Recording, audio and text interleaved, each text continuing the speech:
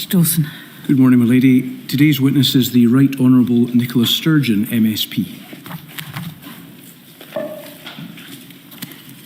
Would you like to repeat after me? I do solemnly, sincerely and truly declare and affirm that the evidence I shall give shall be the truth, the whole truth, and nothing but the truth.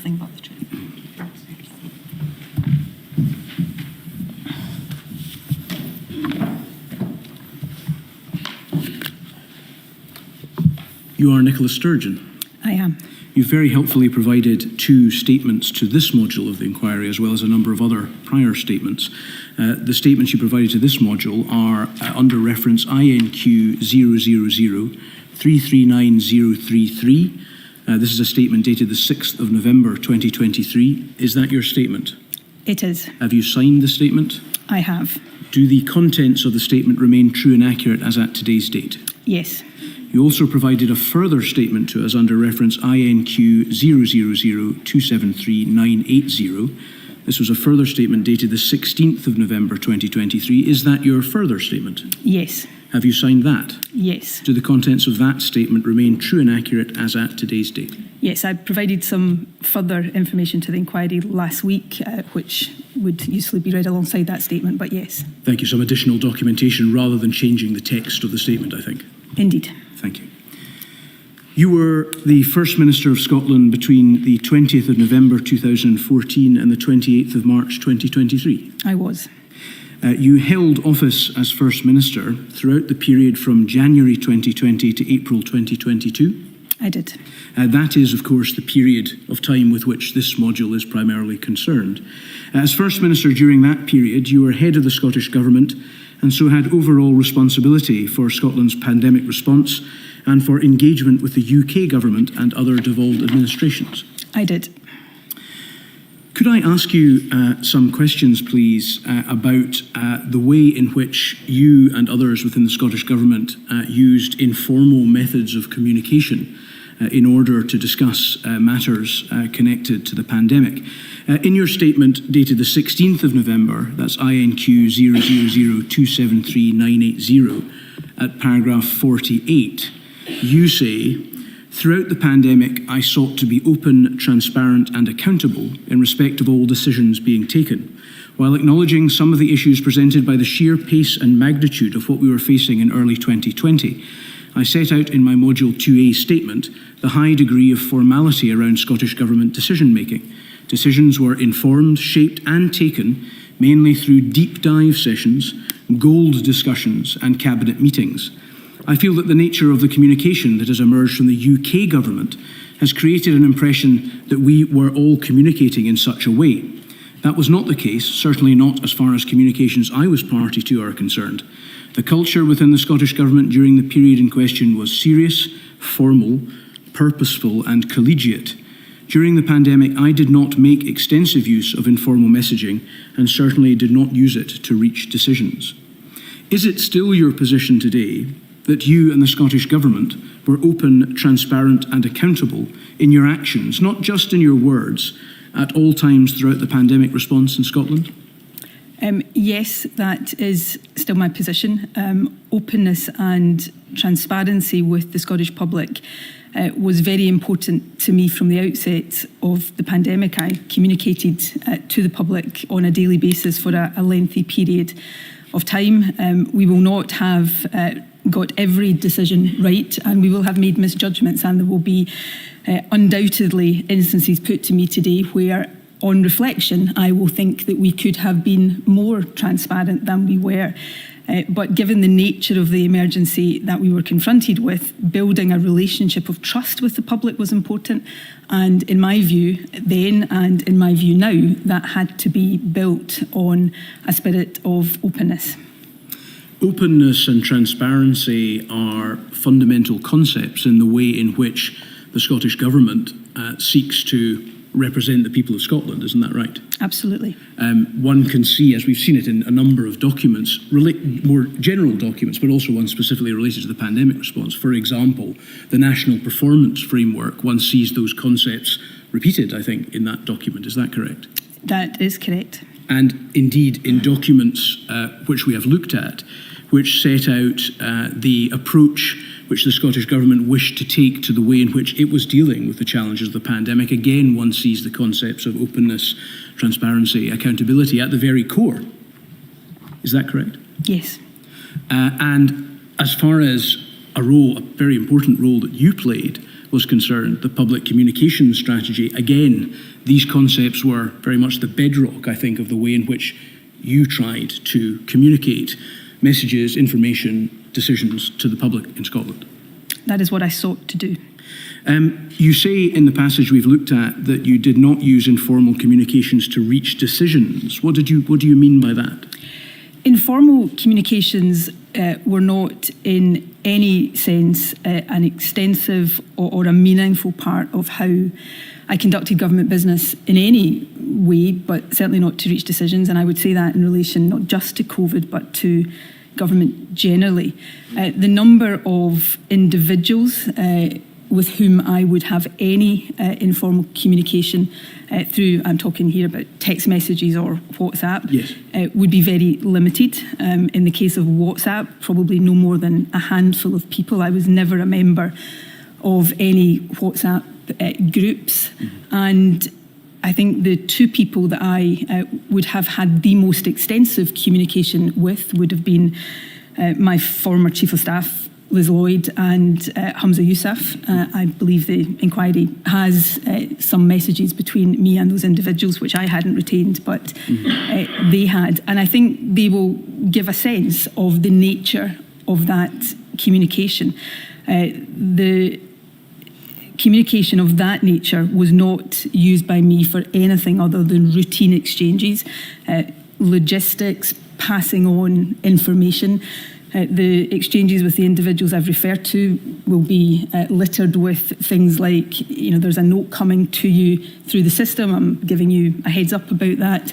That's the nature of the communication. I understand the Enquiry may want to explore some elements of that, and I will, of course, answer questions about specifics, but that is the overall nature of that communication, extremely limited. And I operated on the basis that I would ensure that anything in communications of that description were otherwise recorded on the Scottish Government system if there was anything of that nature. We've heard others refer to recording salient information on the corporate record. Is that what you're talking about? Yes, so if there were, and this would be rare in my case because of what I've said, I did not do government business through informal messaging in relation to COVID or any other matter.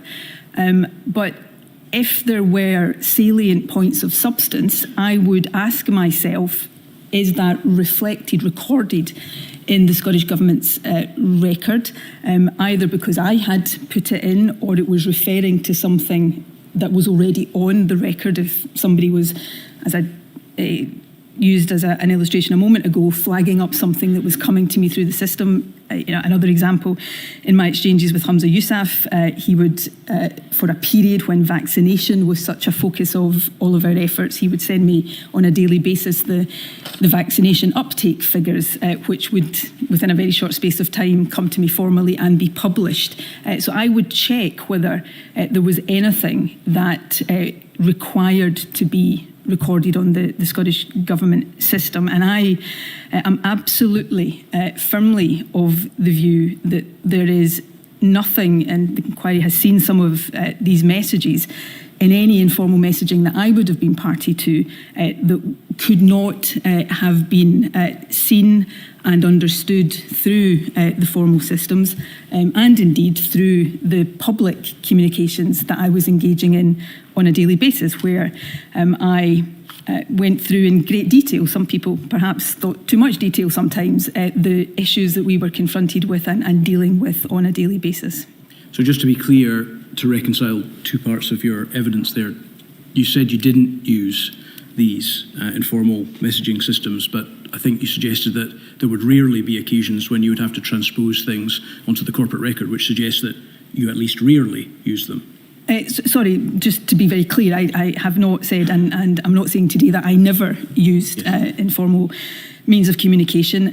What I am saying is that I did so very rarely, and not even more rarely to discuss issues of substance or anything that could be described as decision making.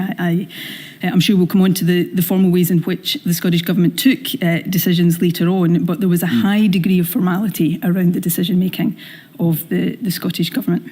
Thank you. You mentioned a moment ago that there would be routine exchanges undertaken via these media. Do you accept, based on at least the communications we have seen, that you did undertake discussions around what decisions might be taken through these media? There would be an element of reflecting on the decisions that we were having to make. But I was doing that openly in daily briefings with the public. So I would not be reflecting in any way where I was, I suppose, engaging in some secret course of discussion that I wouldn't be sharing openly during that. So yes, there would be, and I think there have been some exchanges discussed at the inquiry in previous evidence sessions where, I am saying about a particular decision, I'm not sure in my own mind, what the right way to go is. But that would be something that I was trying to formulate in my mind before a formal cabinet discussion where cabinet would take the decision. That is the extent of that. So other exchanges would literally be, I think in the exchanges between myself and Humza Yousaf, things like Mr. Yousaf saying to me, I've just taken part in a Four Nations call. The note of the readout will be on its way to you. If you want me to give you a call to brief you on that before you get it, I'll do that. So that is the nature of the communication that I would routinely, and I again would say it would be limited, that I would routinely have. Thank you. We heard evidence, as you may be aware, from one of the Directors General within the Civil Service in Scotland, Ms. Leslie Fraser. She was responsible for the compilation of a number of different Scottish Government policies around information and document retention, and she accepted in her evidence that the primary aim of those policies across Scottish Government was to try to make sure that a reasonable amount of information was retained in order to be able to give any interested Scottish citizen the material from which, amongst other things, they could deduce how decisions had been taken. Do you accept that the messages that we have seen from others contain information that an interested Scottish citizen would like to see in order to understand how decisions were taken in the pandemic? Forgive me, Mr. Dawson, if I perhaps haven't seen all of the exchanges. Of course.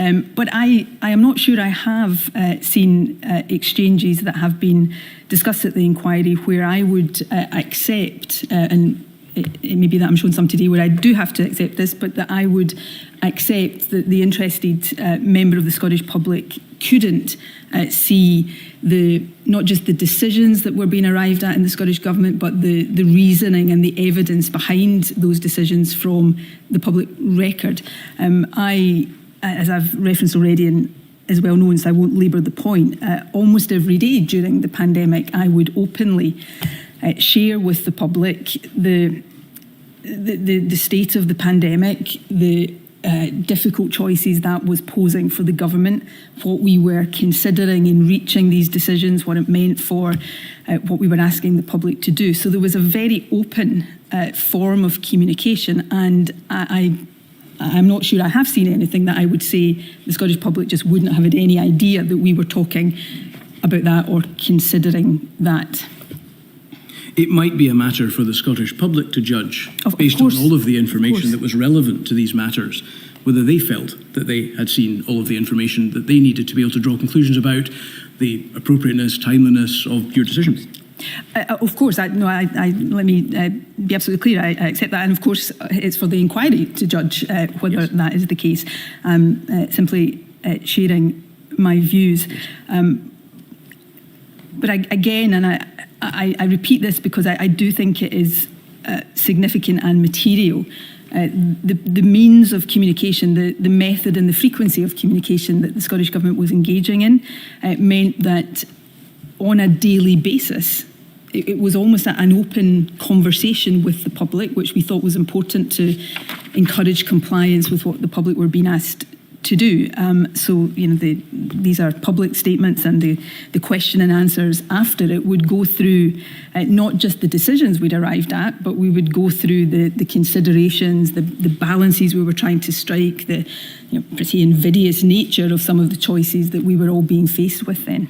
You referred in the passage from your statement that we went to the fact that it had emerged publicly through the procedures of this inquiry that a lot of this informal communication had been done within the UK government, by WhatsApp in particular, but by other means as well. And you suggested that you felt that the nature of the communication as emerged from the UK government has created an impression that we were all communicating in such a way. We have, fortuitously, by way of example, seen very extensive exchanges between the now First Minister and Professor Leach discussing their attitude to important moments within the pandemic, important decisions they needed to take, important advice they required ultimately to give to you in Cabinet and other fora. It appears from that, and indeed the other messages which have now come to light, that informal messaging, in particular WhatsApp, was a frequent part of the way in which the Scottish Government conducted its business in COVID. Were you unaware of the fact that that was the case as First Minister during the course of the pandemic? The exchanges you refer to, I would have had no knowledge of and had no sight of before seeing them in the course of this inquiry. If you're asking me, Mr Dawson, did I not know that anybody in the Scottish Government was using WhatsApp? Of course that's not the case. WhatsApp had become, in my view, probably too common a means of communication. But I think the exchanges you're talking about would, certainly from what I have seen, would not suggest that government decisions were being taken through WhatsApp. WhatsApp was a means of communication that people were using to exchange information on occasion, sometimes to share views about things, and using language or rather ways of describing things that perhaps wouldn't have been done in different forms of communication. One of the reasons, and if I thought this before COVID and this inquiry, I certainly think it even more strongly now. One of the reasons why I don't believe that WhatsApp, for example, should be used for government communication and decision making is that, when I make a public statement, or when I made public statements as First Minister in this context, I would think very, very carefully about the words I use to try to minimise as far as is ever possible the scope for what I was saying to be misinterpreted. When people send messages on WhatsApp, they don't think, including me, you don't think that deeply about how you're phrasing things, and therefore messages, when they are looked back at later on, can be open to different interpretations because people haven't really thought about the words they're using or the phraseology that they're using. And I think that certainly would be true of some of the exchanges that the inquiry has been looking at. Would you as First Minister not have thought it to be important that ministers and senior officials would think deeply about the conduct of government business, whether conducted through WhatsApp or otherwise? Of course, that is the case. And in saying that, I'm not trying to suggest that people were not thinking deeply. The form of, and I think every human being probably can recognise what I'm saying, the form of communication can influence the phraseology or the way in which things are worded.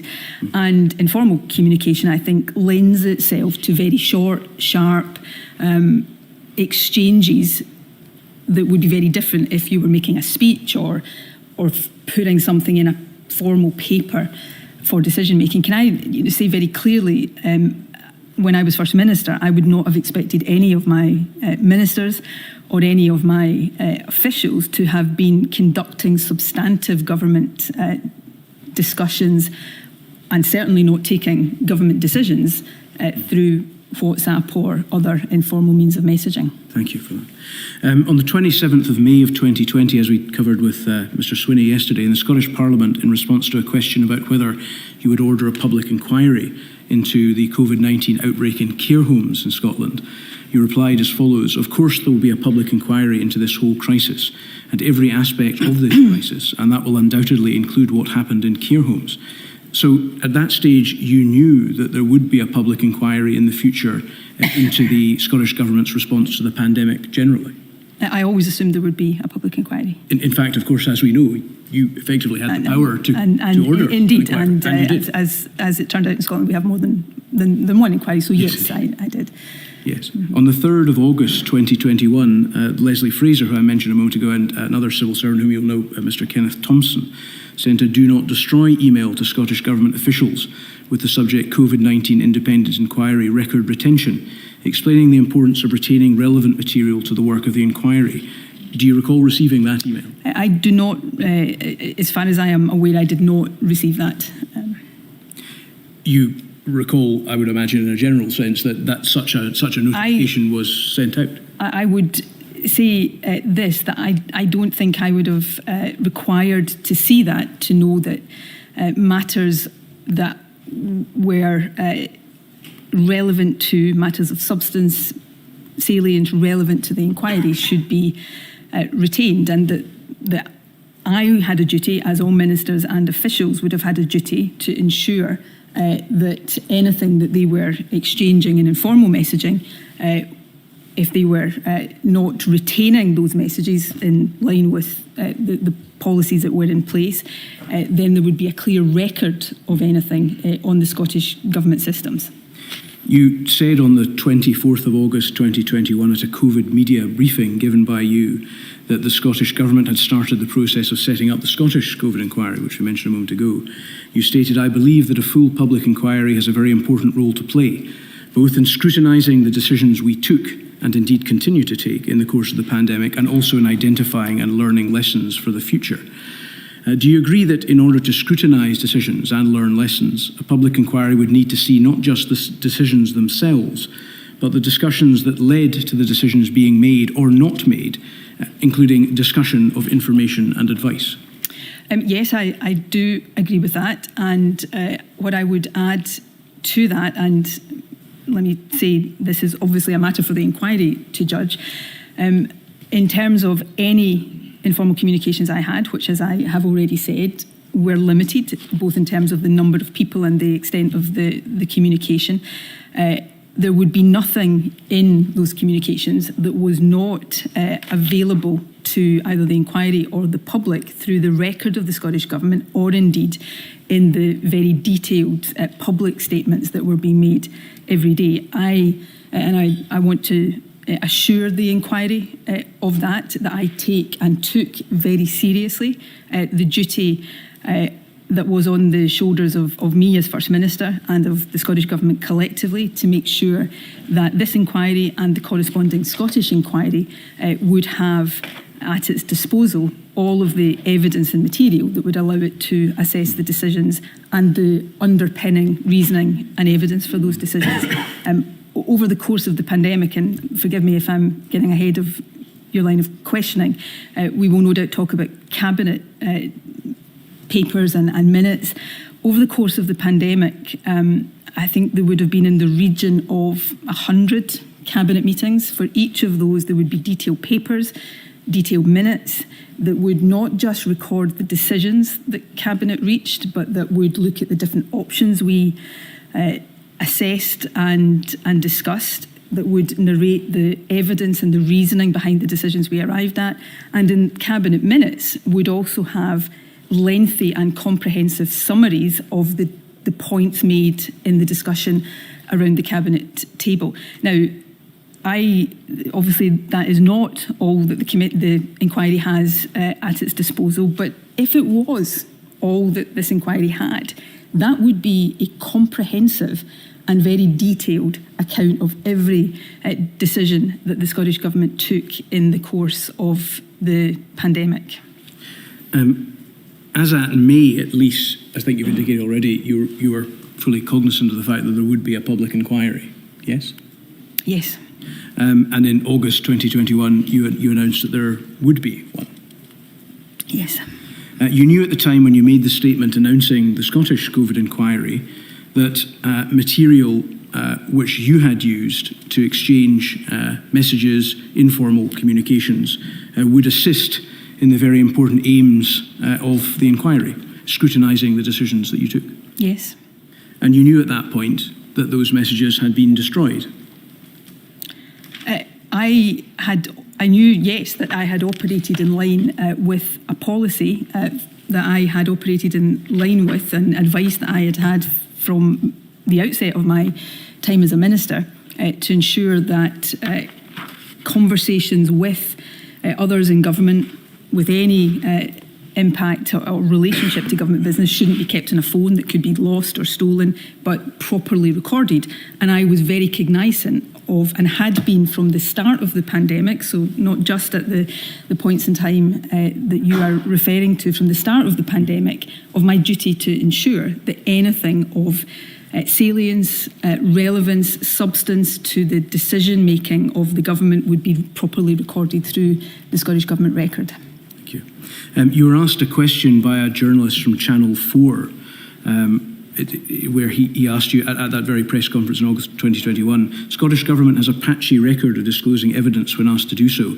Can you guarantee to the bereaved families that you will disclose emails, WhatsApps, private emails, if you've been using them, whatever, that nothing will be off limits to the inquiry? You responded, I think if you understand statutory public inquiries, you would know that even if I wasn't prepared to give that assurance, which for the avoidance of doubt I am, then I wouldn't have the ability. He asked specific questions about informal means of communication, including WhatsApps, but you knew by that stage that your WhatsApps had been destroyed. But I also knew that anything of any relevance or substance from any of that material would be properly recorded in the Scottish Government system, and indeed would have been communicated in all likelihood by me through the daily media briefings that I gave. The importance, in my view, is making sure that the inquiry has at its disposal all of the evidence underpinning the decisions, as well as the decisions we were arriving at. I operated from 2007 based on advice, the policy that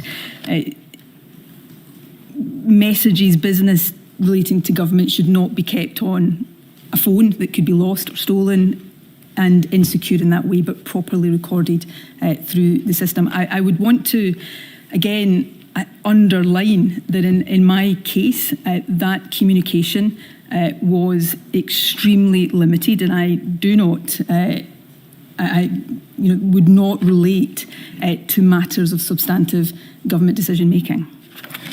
But that wasn't the question you were asked. You were asked the question as to whether you would disclose emails, WhatsApps, private emails, if you've been using them, whatever. He didn't ask you the question as to whether the material that was contained within the discussions exchanged by those media was recorded on the corporate record. He asked whether the emails, WhatsApps, private emails, whatever, would be disclosed, and you gave an assurance that they would be. And I, as will have been the case in many occasions over the course of not just the COVID pandemic, but in my many years in politics, answering questions. When you're answering questions, you're trying to answer the substance of the question, and when you look back at the literal terms of the answer, it can be put to you in that way. So I accept that, and I apologise if that answer was not as clear. But I also want to be very clear and give the inquiry a personal assurance that I am certain that the inquiry has at its disposal anything and everything germane to my decision making during the process and the time period of the pandemic, and the factors underpinning those decisions. That has always been important to me, and it remains important to me, but more importantly than that, it's essential to the scrutiny of the decisions that I will carry the impact of these decisions with me forever, and I want to make sure that those who come after me in politics have the benefit of the learning, the things that my government did right and the things that my government did not that we're not right, or with hindsight that we wish we had done differently. I cannot say strongly enough how important that is to me. These decisions were of a magnitude beyond what I had ever experienced, and that is true of decision makers everywhere, and the impact of them I think about literally every day, and I want this inquiry and the Scottish inquiry to scrutinise those decisions so that we can learn and future governments can learn appropriate lessons from them. In case there's any doubt on the matter, Ms Sturgeon, when I delivered the opening statement in this module, we were keen to try to make it clear that our position with regard to those decisions was that they were extremely difficult decisions, and I think there can be no doubt about that. As regards your production of documents, however, you did not produce to us any WhatsApps, messages, or any other informal communications with your first statement dated the 6th of November 2023, despite the request that you do so. At the time, for the reasons I have set out, I did not hold WhatsApp messages or text messages at that point, and as I have said, because I had gone through a process of making sure anything of relevance, which would have been very, very limited, I could assure myself would be available through the public record and the Scottish Government record. When I was asked to double check when the inquiry sent another request for a statement, I discovered a isolated text message with one individual, the then Deputy First Minister of Northern Ireland, which I provided to the inquiry. And I also found, and I apologise to the inquiry because I hadn't at the time thought to look in this place because it would not be a normal means of communication. But when I was racking my brains to see where I could find anything that might be relevant, I looked at the DM function of Twitter and found there some messages with Professor D.V. Schridder and also some very limited messages with Professor Jason Leach, which I then provided to the inquiry. I also sought and was provided through the government with messages between me and Liz Lloyd and Humza Yousaf, which I was aware the inquiry would have from them, but nevertheless, because I then held them, passed them to the inquiry. There is one exchange in the Twitter DM messages with Jason Leach that I think gives an indication of my approach to informal messaging, where he is raising something with me, and I think it is the last message in this exchange. I in terms say to him, if you want to talk about matters like this, come and see me properly. This is not the place to do it. And that was my attitude to that kind of messaging. So should we take that to be an instruction to Professor Leach that if he wanted to carry out such conversations where he was discussing important matters related to the pandemic with you, you wanted to be clear to him that that was a matter which was not appropriate for these media? It should be done more formally, in person. Discussions was your practice? Absolutely, and that was, I made it clear to him that was my practice. I think the exchange was related to hospital capacity and ventilation facilities in hospitals at a relatively early stage of the pandemic. Yes. Of course, Professor Leach, we know, conducted extensive discussions related to important decisions in the pandemic with others, including the current First Minister. As I know you will appreciate, I have only seen exchanges that have been explored at previous evidence sessions, so I cannot talk in any way about the totality of those messages. Yes. I have not seen, to the best of my knowledge, anything that would suggest he was engaging in decision making. There are exchanges, conversational exchanges. It's many of these exchanges that I have seen, and from other governments as well, I think on WhatsApp would be the kind of exchange that, had people not been working remotely and been in the same building as I actually was with key advisors and throughout the pandemic, these are the kind of conversations that would have happened verbally, face to face, and end up being translated to WhatsApp because of the nature of people's working environments. given the fact that you were in St Andrew's House, I think, quite a lot of the time, as we heard from Ms Freeman, as she was, there were a large number of those verbal conversations between you and others, like Ms Freeman, who are based predominantly there during the pandemic. Isn't that right? Yes, I mean, the majority of the conversations that I would be having with certainly Ms Freeman and the Chief Medical Officer at the time, and other senior advisors would be face-to-face in St Andrew's House. I was in St Andrew's House from very early in the morning till very late at night, almost every day for an extended period of time, as were these other individuals. I think Ms Freeman did say 7 days a week you're all there, for pretty a much. period, 7 days a week, yes. Yes. Were the salient points of those verbal discussions committed to the corporate record? Yeah, so at my private office were also, not my entire private office, but key individuals in my private office, and they would have a rota. There would be somebody from my private office in the building with me. So salient points would be recorded as appropriate and fed through the system. I think perhaps, if I may, there's two further points to be made there. If I, as First Minister, am having a discussion with anybody that then requires action to be taken, if that's not inputted to the system, action won't be taken. That is how conversations turn into actions that are necessary.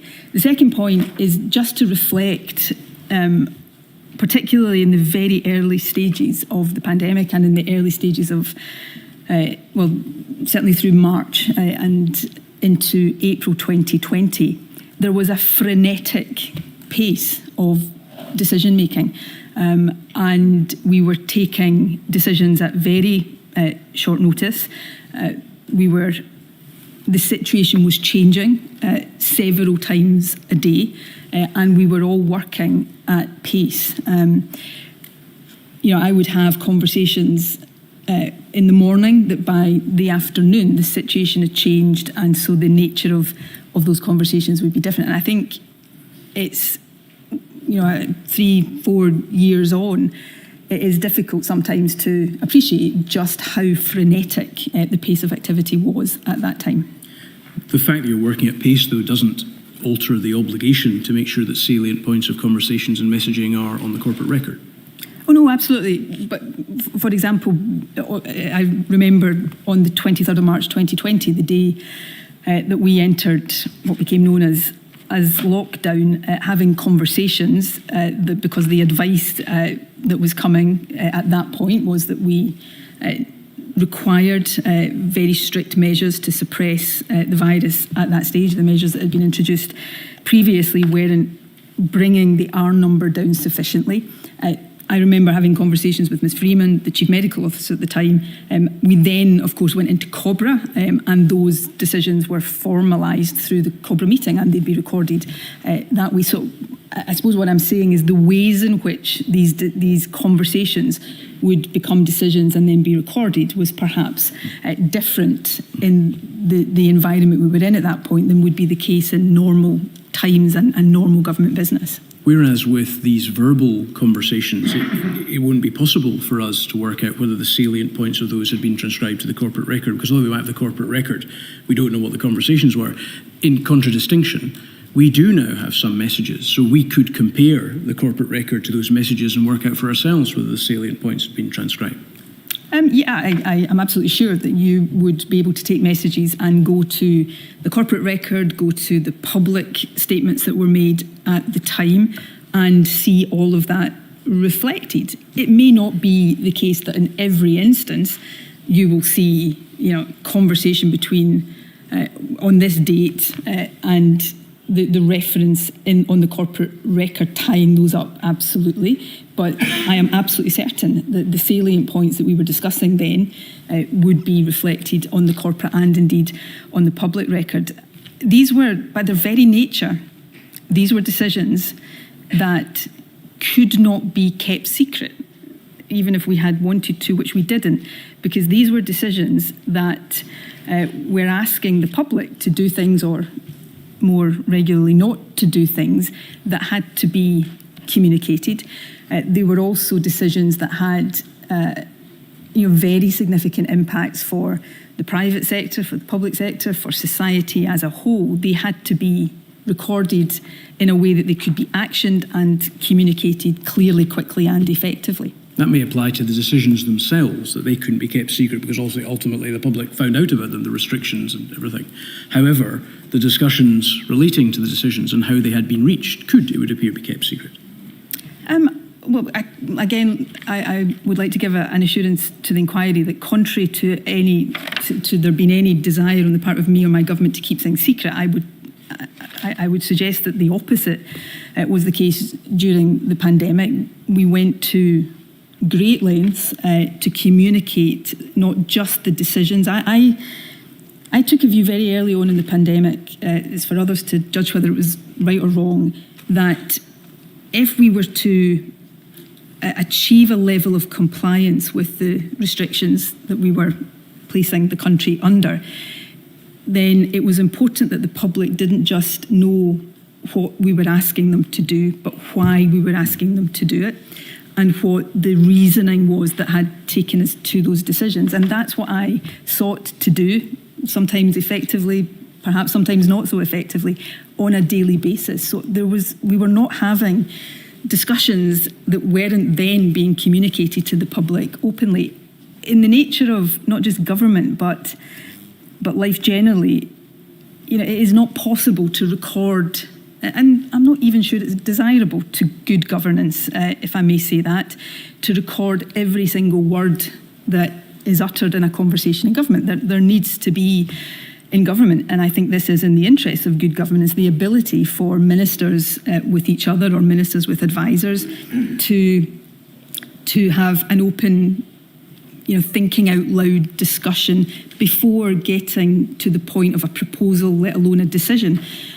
But salient points about why we were taking decisions and what those decisions were, absolutely. To go back to, I think, the question you initially put to me, Mr. Dawson, absolutely. I firmly am of the view that they will all be discernible from the corporate government record and indeed over and above that, the public record. We subsequently learned from your second statement that you had used various informal means of communication for some messaging with Mr. Youssef, Ms. Lloyd, Mr. Swinney, Ms. Freeman, Dr. Calderwood, Dr. Smith, Professor Leach, Ken Thompson, Leslie Evans, Professor Sridhar, the First Minister of Wales, Mark Drakeford, and the former Deputy First Minister of Northern Ireland, Michelle O'Neill. Is that correct?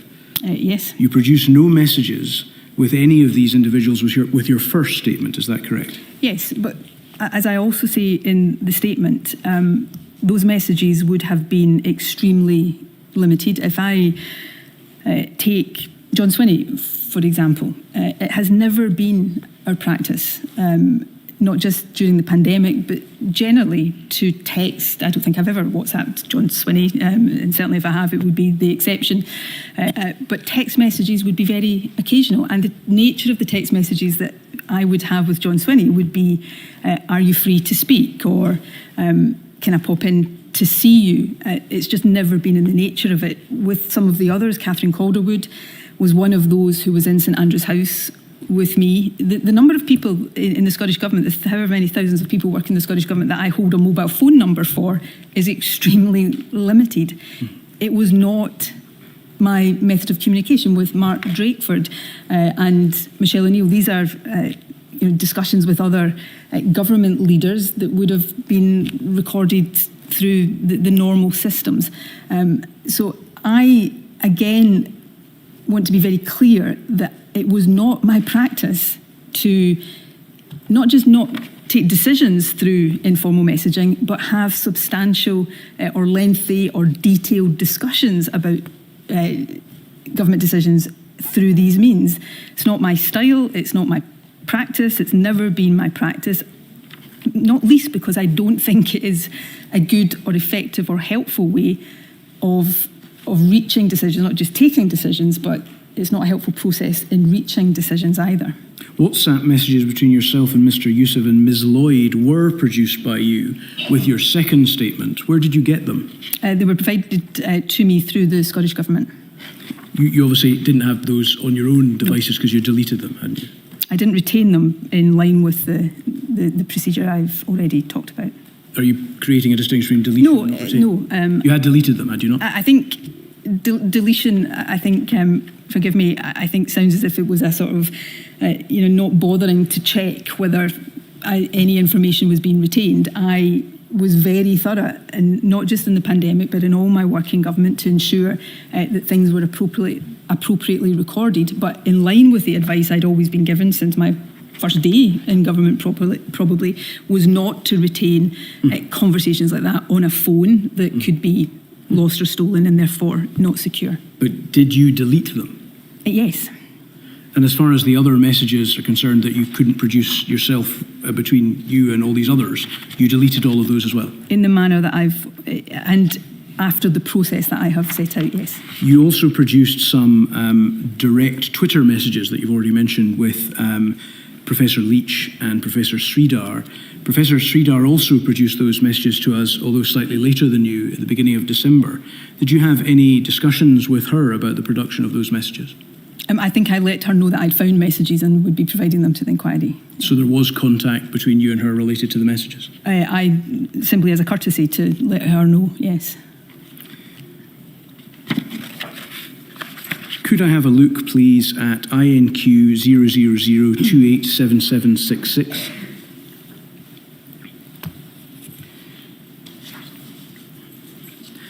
We're both being admonished, I think, Ms. Sturgeon, for speaking too quickly for the stenographer. So if we can both try and speak a little more slowly, that'd be very much appreciated.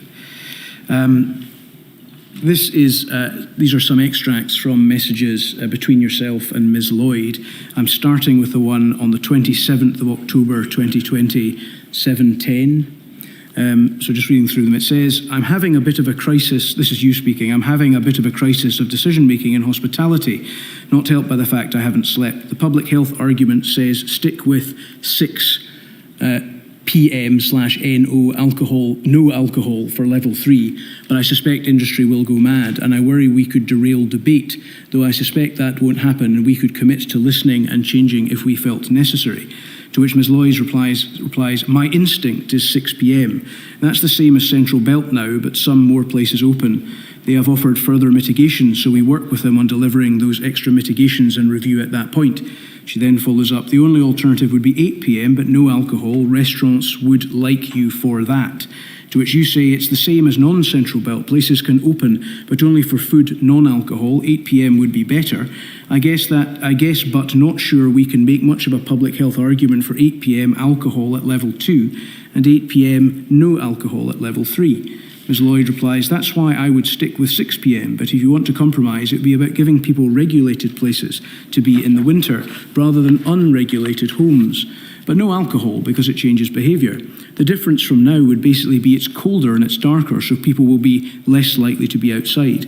You say, okay, we should stick with 6. It's also random, but I think we need to be prepared for a bit of backlash. I've also queried whether we really need the last entry times, and if we do, if we should give on 9:30/10:30 as it stands. There's nothing we can point to say we've listened to industry. Ms. Lloyd replies, level 2, 8 PM is listening to them. And then she follows up, and the whole allowing restaurants and pubs to stay open, you say, I suppose, and then she says, there's quite a lot recently. I mean, they'll still be grumpy, but there it is, I think it's meant to say. This is an example of a messaging exchange that would be relevant to someone who would be interested in knowing how decisions in this regard had been arrived at.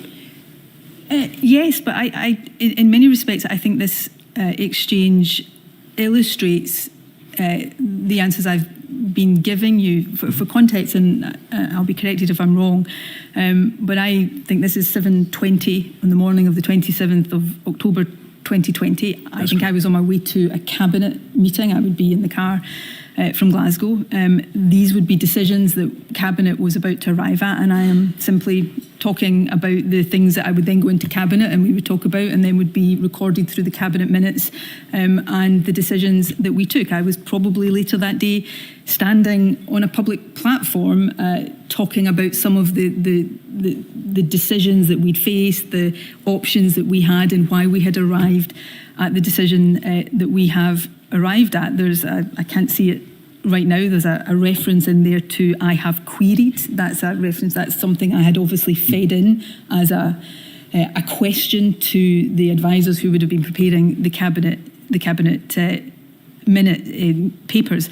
So in a sense, I look at this and I don't consider that there is anything in that wouldn't be reflected through the decision making and the evidence of the decision-making of the government, and undoubtedly hospitality and the impact of hospitality, the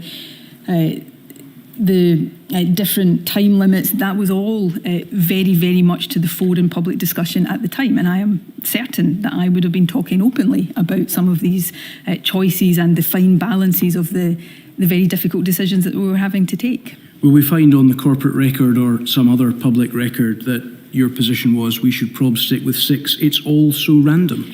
That's the message exchange Mr. Dawson starts with, and again I said earlier on, the reason I don't think WhatsApp messages should be used to have substantial government discussions is because we can look at them almost 4 years later and they're open to different interpretations. That message exchange that you read out started with me, perhaps this is the kind of thing I would prefer not to be on the public record, having a crisis of decision making. It, perhaps is not what I wanted people to know, and that I hadn't slept. At the 27th of October 2020, wouldn't have had a day off since much earlier that year, before March. And had been working. I'm not saying that for sympathy. That was my job and my duty. And there were moments in that where the decisions that we were taking felt almost impossible. That whatever we did, we would cause difficulty and harm to somebody somewhere. And so a phrase like "it's all so random" that probably simply reflects how I felt at 7:20 that morning when I hadn't had much sleep.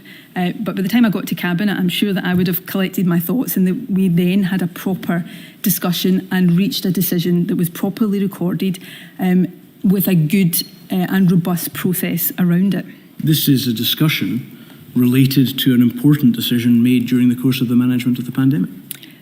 That would have then been discussed at Cabinet and recorded through, you've seen all the minutes of the Cabinet, but the minutes of all Cabinet meetings, they don't just record the decision we arrive at. They will record if there's a paper given different options, they will record that, and they record a summary, a précis of the discussion and the points made in these discussions. Does that record record that your position was, as it stands, there's nothing we can point to say we've listened to industry?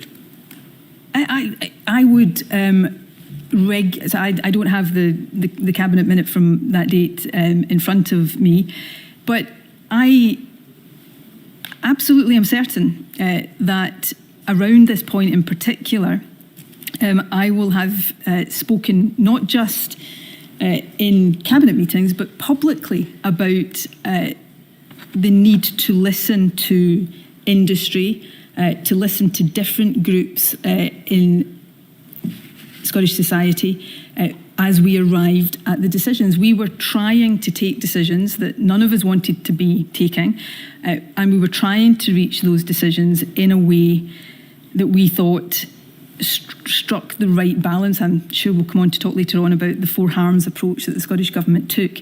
And in that, we were listening as much as we could to different viewpoints. We were not always able to take account of those viewpoints because of the nature of the decisions. So, I am absolutely certain that it would have been not news to anybody that we were struggling with the impact on industry of some of these decisions, and that we were at pains to show that we, as far as we could, given the nature of the decisions that we were taking, we were listening to reasonable points that were being made. Do you think that an interested member of Scottish society, or indeed this inquiry, should take no interest at all in the process by which this decision is made and this discussion's role in it, including the fact that you say it's also random? There's nothing we can point to say we've listened to industry. Ms Lloyd's response, Ms Lloyd's involvement in the discussion, either generally or in relation to this specific issue.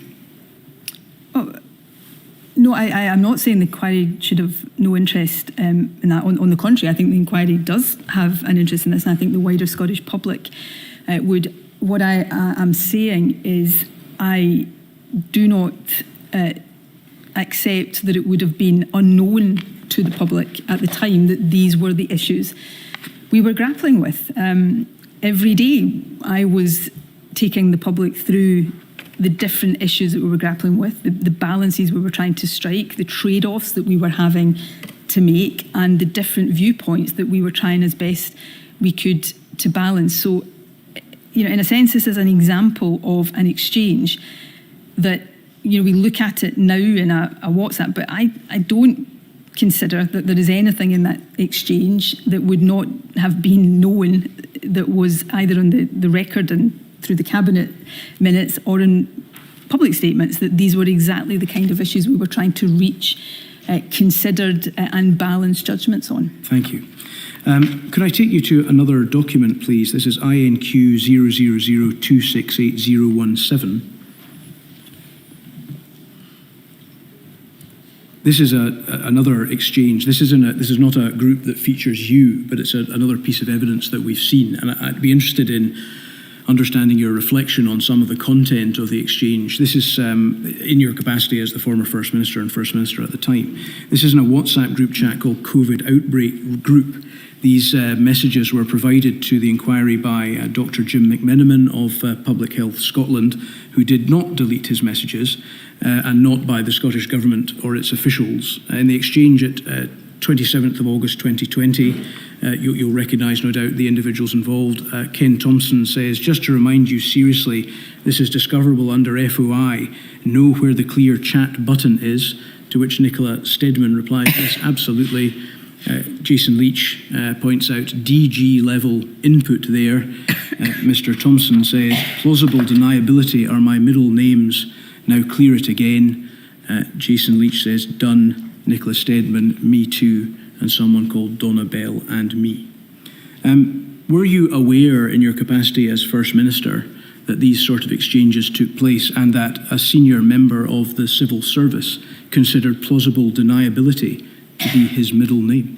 I, as you said at the outset of the question, I was not a member of this group until some of these exchanges were explored in evidence sessions last week. I had never seen these messages before. Did I know that there would be WhatsApp groups where officials were exchanging information? I'm not sure I was particularly conscious of it, but I would have, had I been asked to stop and consider that, I would have said, well, I would assume so, given the nature of how people were working. I would absolutely expect all officials in the Scottish Government to retain, in line with Scottish Government policies, information relevant to our decision making. I look at that exchange, and what I don't see is an exchange about the decisions we're taking. I see a light-hearted discussion between officials. Ken Thompson, I know, has been before you and has given his interpretation of that, so he can answer and has answered for himself. I would read that as him reminding people of the need to be professional on WhatsApp, even when discussing light-hearted things. The other thing I would say about all of these individuals on the screen before me is that they are all, in my knowledge and experience, and with some of them, particularly Ken Thompson, this is extensive experience. They are public servants of the utmost integrity. And at this point and throughout the pandemic, they were public servants who were working in a committed and a dedicated fashion in terms of the hours, and they were working the pressure under which they were working above and beyond probably the call of duty. Ken Thompson is somebody I've worked with throughout my time in the Scottish Government, and he is a a civil servant, as I say, of the utmost integrity and the utmost professionalism. This group was called COVID Outbreak Group, obviously connected to the COVID pandemic, yes?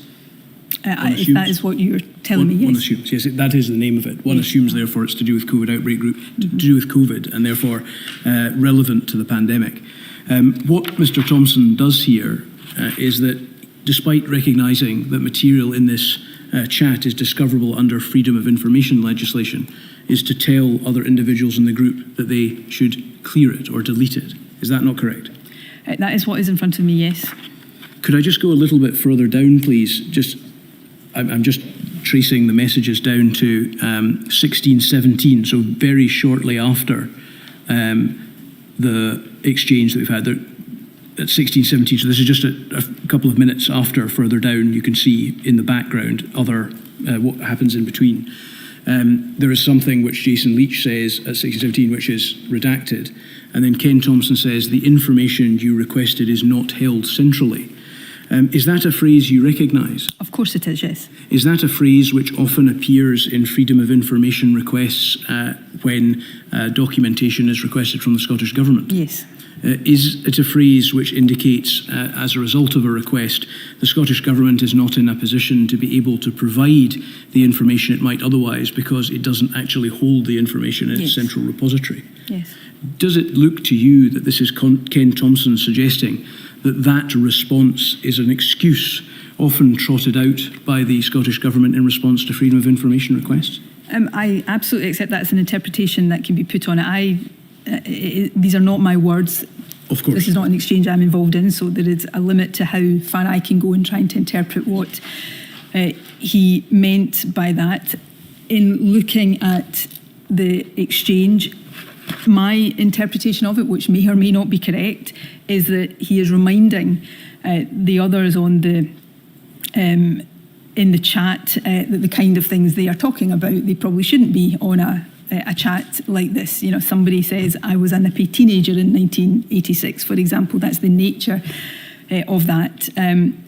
Again, all I can repeat about Ken Thompson is that he is a civil servant, in my experience, who took the responsibilities around recording and making sure that the government record was complete extremely seriously. He's one of the civil servants in my experience that was not just most experienced in that, but that was most assiduous in that side of things. So I can't answer for him. I can speak about my experience of him, and I can give an interpretation based on the context of that was meant to be a light-hearted comment, but that is only my interpretation.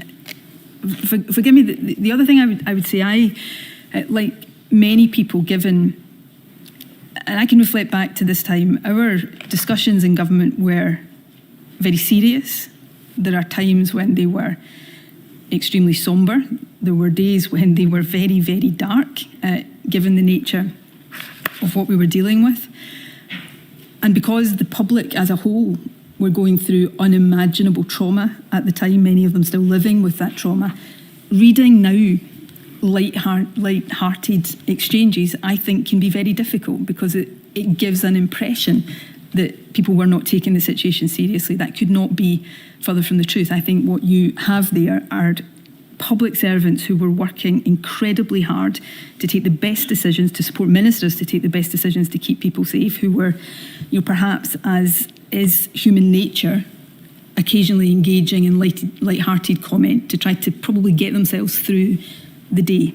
That's my interpretation of what's before me, but I appreciate others may arrive at a different one. If it were ultimately to be determined that there was a culture of plausible deniability, a culture of deleting messages that would be recoverable under FOI requests, a culture of suggesting, in order to get out of FOI requests, that documents are not held centrally, these would be abhorrent revelations, would they not? Absolutely, and to be very clear, that is not the culture that I believe existed in the Scottish Government during my time as First Minister, or indeed in my time as Deputy First Minister. And if those things were deemed to be the reality of your time, the culture in your time as First Minister, that would be a serious breach of the bond of trust between the government and the Scottish public, which we discussed as being very much at the cornerstone of your whole approach. If that was the case, and let me repeat, it is not my view that it was, then yes,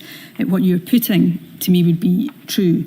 I would, again, and you will take me through, no doubt, lots of documentation later, but that single page, and I'm sure there will be other pages of WhatsApp messages that you could put in front of me, I would counterpose to the, in the region of 100 cabinet papers and minutes that properly, seriously recorded the decision making and the underpinning rationale for the decision making of the government. The bond of trust between any government and the public at any time is of paramount importance, but this was particularly the case during the extraordinary and unprecedented situation we faced in the pandemic, and it was something I felt to my core every single day of that. We saw in messages that we looked at in some detail with Professor Sridhar that you had suggested to her that she might contact you via either your SNP email address or your government email address. Was the suggestion that she might use your SNP email address an appropriate thing to have done in the conduct of your government business? In reflection, perhaps I shouldn't have done that, but if I had been trying to direct her to a personal email, SNP or otherwise, to keep something off the government system, then I would suggest I wouldn't also have given her my government email address. I wasn't, and obviously the inquiry has looked at that message, I wasn't pushing her in one direction or the other. What I was saying, this was, I think from memory, in June 2020 or thereabouts, still a very, very tough, critical phase of the pandemic. Effectively, what I was saying to her is, if there are things you think I should know, don't stand on ceremony. I'd rather know. And at that point, I was, as I think any responsible decision maker should have been, I was trying to deepen my knowledge. I was trying to learn as much as I could about the virus and how to combat the virus.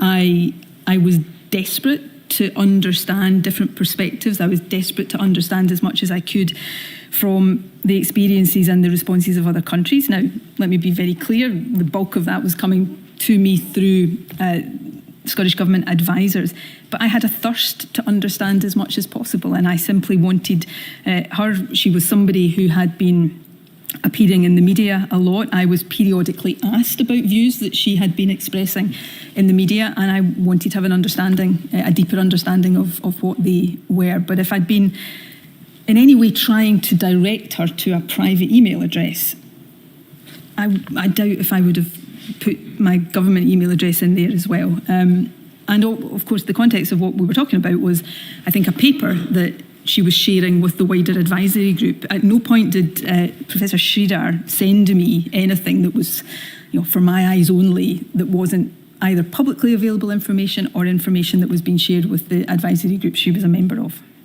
I think we have seen some emails now that were very recently produced to us by the Scottish Government between yourself and Professor Sridhar, which do, I think, as the direct message exchanges suggest, indicate that she was forwarding on to you policy papers, which I think your position is that those would otherwise have been made available to you. Is that right? Have I got that right? Yes, these were, she was a member, and I know the inquiry is aware of this, she was a member of the Scottish Government COVID-19 advisory group, and these were papers she was preparing for the group. What the group did with them, or what weight it gave to them, that would be for the group to answer, but these were not things that she was preparing for me and sending to me alone. They were simply copies of things that were in wider circulation. It would, one assumes, be in accordance with the normal practice of the group, that the group would decide whether that needed to be sent to you rather than Professor Sridhar, isn't that right? Possibly, yes, but at that point, and if this was the wrong approach to take, Mr. Dawson, I apologise. At that point, in dealing with an unprecedented situation and a pandemic, I wanted to understand as much as I could. I wanted my decisions to be as informed as possible. I read perhaps one of the reasons why in the early exchange I was saying I hadn't slept much. I read extensively from public sources of articles and research studies online. I was trying to understand as much as possible and as quickly as possible. And I took the view, if somebody could help me with that, if somebody could send me something that I would otherwise see, but I might see. I'm not even sure, with my apologies to her, that I would have necessarily read everything she sent me, because I might already have seen it, or I would perhaps not think it was particularly relevant. But I had a desire to have as much information in order to deepen my understanding of the situation we were facing as I could. And while there are things we may talk about today where I think if I was to go back and have my time again, I would take a different decision. I hope I wouldn't take a different decision on that. It was important to me to be as informed and as educated as I possibly could be. You used a personal phone for the conduct of government business while First Minister, is that correct? Yes, I did. And you never used a government-issued phone, is that right? We've heard evidence from a variety of ministers that they seem to use phones from a variety of different sources, some Scottish Government, some personal, some Scottish Parliament issued phones. Is it appropriate in your view as the former First Minister that ministers are conducting business on phones that are not government issued phones? It was never suggested to me at any time during my period as First Minister that it was not appropriate. The reason I used a personal phone was that I didn't want to have multiple devices. A government phone, I wouldn't have been able to do constituency business or party or personal matters, and on a constituency one I can do the other. So you get the picture here. Yes. So I wanted to have one device. It was never suggested to me that was inappropriate, and I don't believe it was inappropriate. I think any phone, whether it is personal, Parliament, government, is vulnerable to being left on a train or lost somehow, which goes back to points I made earlier on about the practice and the policy around how information is retained in government. We've been made aware of an article which appeared in the press just yesterday suggesting that your expenses claims indicated that on the 19th of March you purchased a phone and a number of SIM top-ups. And the article also suggests that you purchased a second prepaid phone in between 2020 and 2021 because it's based on your expenses claims, I think, and the amounts are there. Why did you purchase those phones, and why did you? They were purchased certainly through my expenses on my authority. I didn't personally purchase them. They were also not for use by me. Many MSPs, I believe, did the same when the pandemic started, and my constituency office staff could no longer work. Sorry to interrupt, Mr. Sturgeon. Just to be clear, we're obviously keen on understanding whether they were used for your business related to the COVID pandemic in the conduct of your role as First Minister. They were not used if they're used for some other purpose, we have no interest. They were the phones that my constituency office landline were diverted to in the homes of my constituency office staff. I have never, to the best of my knowledge, seen, held, and certainly not used any of these phones. Thank you for clarifying that. My lady, as I'm about to move on to a different topic, if that's an appropriate moment. Certainly. I suspect we may be getting messages that the stenographer is struggling. I appreciate it's very difficult to change one's pattern of speech, but maybe if you paused before asking the next question, Mr. Dawson, so the stenographer can catch up. I'll try my very best, my lady, yes. Thank you. 11:30.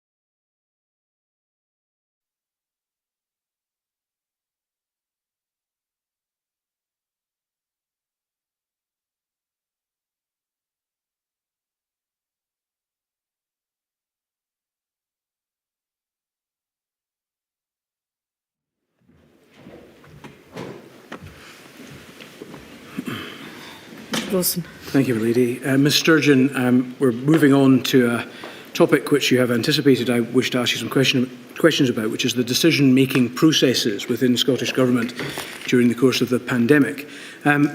We've heard a number of other witnesses give us some evidence about the various structures that were involved in and around decision-making.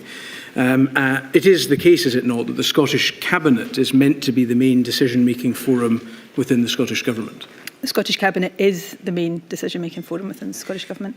Where important decisions are concentrated in the hands of a few people as opposed to the whole Cabinet, the proper function of the Cabinet would be usurped. Isn't that correct? If that had been the situation, that would be true, but that is not the situation. And indeed, I am absolutely firmly of the view that any reading of the Cabinet papers and the minutes of Cabinet meetings would make very clear that that was not the case. The Cabinet was where our substantive discussions happened and decisions were taken after full and frank discussion involving all of the members of the Cabinet. Thank you. Could I go to INQ 000334792, please? This is an exchange that we've been to before, Ms Sturgeon, and I think you should have seen it already. I wasn't planning on reading it all out, but it is an exchange between the now First Minister, then Cabinet Secretary for Health and Social Care, and Professor Leach from December 2021, in which he is describing, against a background of a discussion between them, about the possibility that at that time there might require to be further measures taken to stem the Omicron wave which had just hit Scotland. Is that broad context in terms of where we were in the pandemic correct? Looking at the date there, then that's exactly where we were. Yeah. Thank you. So they had been discussing that, and Mr Youssef said that he took a hell of a bullet at Cabinet, but might be able to strengthen the measures, even if just slightly. We think we can find £100 million within the portfolio. And then there is a discussion where he again says, don't know if it'll happen the last minute, and FM not remotely happy it's at this last stage, but let's see if it strengthens a package of measures that are far too weak as things stand. Professor Leach says, I was listening, I almost intervened to deflect for you. She was ridiculous, absolutely ridiculous. And he agrees with the principle. And Mr Youssef says, that's just the way it is. Her ranting at me isn't the problem. I can take it's whether the quantum at this stage helps us strengthen the package, I think it's meant to mean. Though feel free to defend me at a later stage. Today's numbers lower than expected. Suspect some people are not testing given Christmas round the corner. So this is an exchange in which they are discussing a Cabinet meeting. The reference to she is you, I think. I assume so. Yes. Do you recall this period just broadly, and we'll get into some of the details? I recall the period not just broadly, I recall it in detail. I recall the Cabinet meeting in detail too. Excellent. Yeah. I think what the context is, if I understand it from the evidence that we've heard from Mr Youssef and indeed Ms Forbes, is that there were discussions around the possibility of having further measures, but there were issues pertaining to whether or not there would be funding to support business if there were a further lockdown or further restrictions. And that at the Cabinet meeting, Mr Youssef, Cabinet Secretary for Health and Social Care, had suggested somewhat out of the blue, I think Ms Forbes told us, that he, despite efforts made to try to find funding to assist for that purpose, he had managed to find within his budget £100 million, which wasn't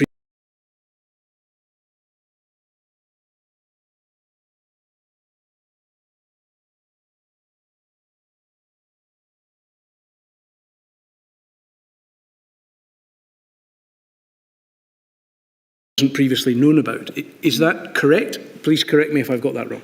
I think it's broadly correct. If I may, I can go into what I'm really interested in is the possibility, is the suggestion that I'll make to you, that this is indicative of a culture in which you did not take kindly to people bringing up at Cabinet meetings things that you had not already had brought to your attention and on which you had not already made a decision.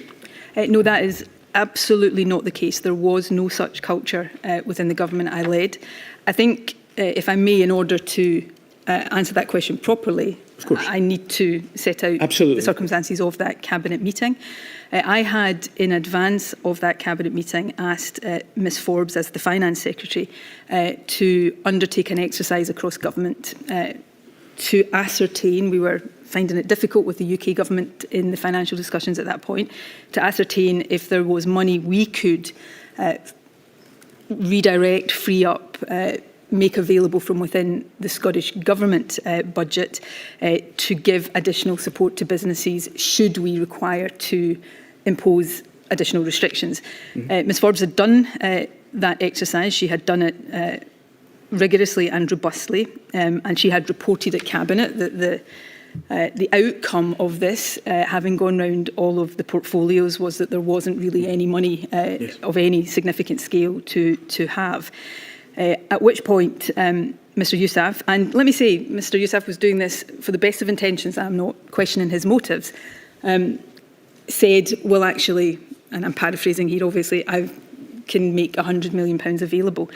In that moment, I felt he was doing a real disservice to the Finance Secretary, because she had just reported that she had done a job and it had resulted in no money being available, and then he, seemed to take the feet from her in that. I supported and believe is important that there were robust discussions around the Cabinet table. There were robust discussions around the Cabinet table, but I expected all my ministers to operate on a basis of mutual respect and of making sure that they were operating collegiately. And in that moment, I didn't think that was the case, and I was not particularly happy about it. I have to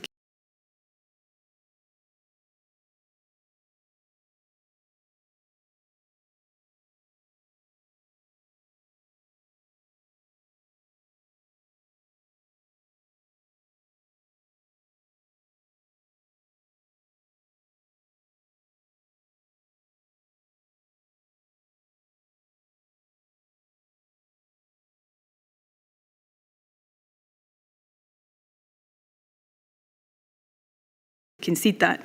I think that was probably exacerbated by the fact that, and I can't recall the date, you perhaps will be able to show it to me, I think sometime maybe a couple of weeks before that, Mr Yousaf had indicated to me on WhatsApp that he might be able to find some money in this order, and my response to him was speak to Kate, and at that meeting it appeared that he hadn't done so. So that was the context, and I perhaps was also sceptical given the pressures on the National Health Service at that point, that it would be sensible to take £100 million from dealing with the acute pressures on the health service to fund business support, but that is more of a substantive issue. So that is the context of that. As First Minister, I make no apology for this. I always tried to lead from the front. I always took the buck stops with me attitude. I always took Cabinet meetings extremely seriously, made sure I was briefed and had done all the preparation and reading, and I expected similar from my Cabinet Secretaries, and I think that is how good government should work. So that's the context of that. That was not a regular occurrence at Cabinet. It was a very particular set of circumstances that as it happens, I'm not sure that exchange doesn't slightly overstate it, but I do concede that I expressed some displeasure at the process by which the offer had come to the table. And it was more on behalf of Ms Forbes, because I thought it did a disservice to her and the very professional job that she had done. But we've heard Ms Forbes on this very subject, so we know what her position in that regard is. Do these messages show, Ms Sturgeon, that whilst Cabinet Secretaries might complain in private, as in these as we've just seen, they would ultimately be expected to fall back in line behind your view on matters? No, absolutely not. I suspect in every government everywhere across the world, and I would imagine that the Scottish Government was no different, that ministers will, moan about the First Minister or the Prime Minister to each other. Maybe I used to do it in a previous job in the Scottish Government as well. So that is normal. But I expected Cabinet discussions, and Cabinet discussions were full, robust, detailed. I expected all Cabinet Secretaries to come to those discussions able to argue their point, put their point of view across, and then for us to come to a position at the end of that. That's how cabinet government works. It was absolutely not the case. And I've referenced cabinet minutes before, and you have seen all the cabinet minutes in relation to COVID, but this would be true of cabinet minutes generally. There is usually 2-3 pages in a cabinet minute that in detail summarises the discussion, the points that were raised. It doesn't attribute those points to individuals. That's not how cabinets are minuted, but it goes into detail about the points raised. So you can look across all of these minutes and see the nature and the detail of the discussion that has been had. And that is how I operated within government, and it's how I would have expected all my cabinet secretaries to operate. You can't see these views in the cabinet minutes? Possibly not, but that I think certainly not. You would see, for example, the discussion about money. You would see the discussion about the fact that there had been an exercise to try to find additional resources. Could I ask you to go, please, to INQ 000214734, please?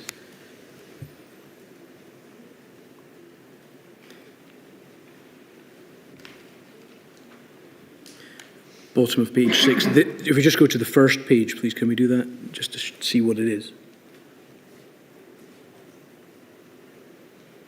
These are conclusions, as we've come to understand. They're called minutes of the cabinet meeting held on the 22nd of June 2021. Does that be correct? Yes. And if we could go to page 7, please. Just again to try to contextualise this, our understanding is that this is around the time either at or shortly before cases started to rise again as a result of the Delta wave hitting Scotland. Would that be broadly your recollection? Of that time period, yes. Thank you.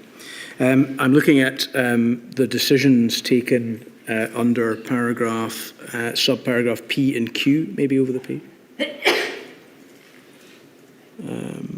Yes, thank you. These are the matters decided by Cabinet. It says, for the purposes of COVID-19 decision-making during the summer recess, to delegate to the First Minister decisions that were broadly consistent with the strategic framework and timetable, noting that the First Minister will be supported as required by the gold group structure of key ministers, including Mr Swinney, Mr Youssef, Ms Forbes and any other ministers with an interest with input from, name redacted, chief advisors and senior lead officials.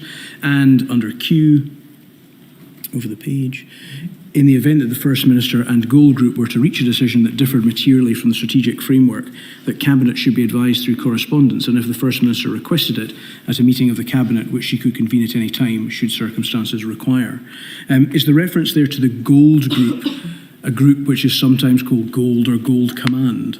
It is indeed, and it's an example, and I mean this in the nicest possible way, of the civil service often attaching names, grand names to meetings that are otherwise routine. Yes. Our understanding, Ms Sturgeon, is that this was a group which, please correct me if I've got this wrong, but our understanding is that it was a group which tended to meet. It didn't always have the same people in it. It was almost certainly always you. I think it was always you. But it would tend to meet in the days before a cabinet meeting, which would, if regularly scheduled, would take place on a Tuesday. Is that right? So sometimes over the weekend, for example, I think we see. Yes, so cabinets routinely met on a Tuesday. I'm sure there were periods during COVID when we met on other days, but yes, routinely a Tuesday.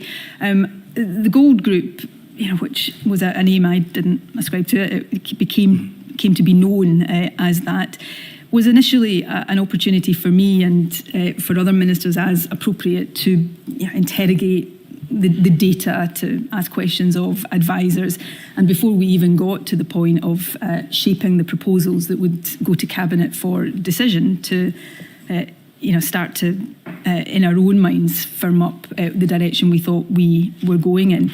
I should be very clear that the Gold Group, Gold Command, whatever terminology we want to use, was not a decision-making or a formal governance body.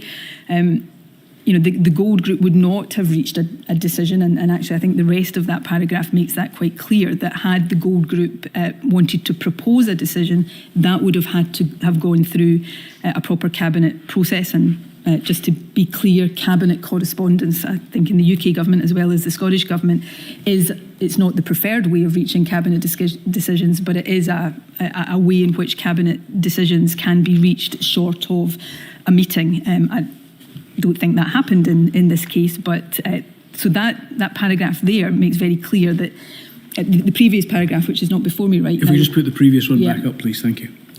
Again, it is, it's making, so this was in the summer of 2021. People are aware of how far into the pandemic that was. I suspect this was an attempt to give ministers some time off over the summer period. Everybody had obviously been working in some periods round the clock on this, but it's very clear that I am not being given through a delegation a carte blanche to take decisions I want to take. It is talking there about any decisions that are broadly consistent with the strategic framework and timetable. So we had already set out at that point the milestones that we wanted to reach, and as sometimes was the case, Cabinet would delegate to me. So Cabinet would say, we want to do this, assuming the data on such and such a date supports it. And when we got that data, I would make a judgment, well, does the data support it? And so formally, I would have delegated power to make the final decision. But the process of decision making was through Cabinet, and I think that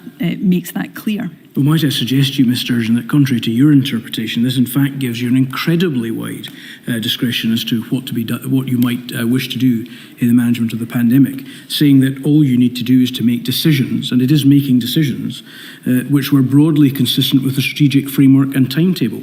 That would mean you could do virtually anything. With respect, I would challenge that and say that is not the case. The strategic framework, by its nature, strategic frameworks are broad and high level, but the timetable was very detailed. To depart from that, I would not have had latitude to depart from that. Departing from that would have required me to go through a decision-making process, and I did not have carte blanche, wide latitude to take decisions, and nor should I have had, incidentally, nor would I have wanted to, given the seriousness of what we were dealing with. I'm not sure anybody would have chosen to take solely onto their own shoulders the decisions that were falling to be made, although I always accepted that the final accountability and responsibility as First Minister lay with me. So I respectfully don't think the characterisation of that is accurate at all. And I think if you were to look at Cabinet, forgive me, there was a Cabinet minute discussed with Mr Swinney yesterday, I think from the 19th of December 2020, where conclusions were put to him similar to that. Decisions are delegated to the First Minister.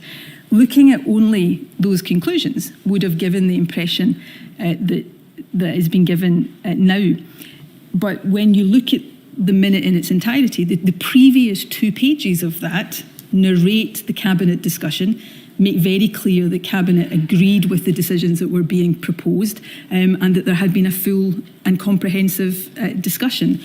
So yes, when we look at paragraphs like that in isolation, I accept that gives a certain impression that is, I would say, is not accurate, but also would not be the impression given if these minutes are read in their entirety. You mentioned in your explanation, your helpful explanation, that the process would be that there would be a discussion to ascertain whether Cabinet agreed with the decisions that were proposed. Does that not lead to the conclusion that decisions had already been reached and that Cabinet was in effect a decision ratifying rather than a decision-making body? No, that's not the case, because in many of these instances, there was not one proposal put forward. Cabinet would have a range of different options. One Cabinet we may come on to talk to later on at a later stage to this, as we go into the latter part, into Christmas of 2021, when Omicron has been identified.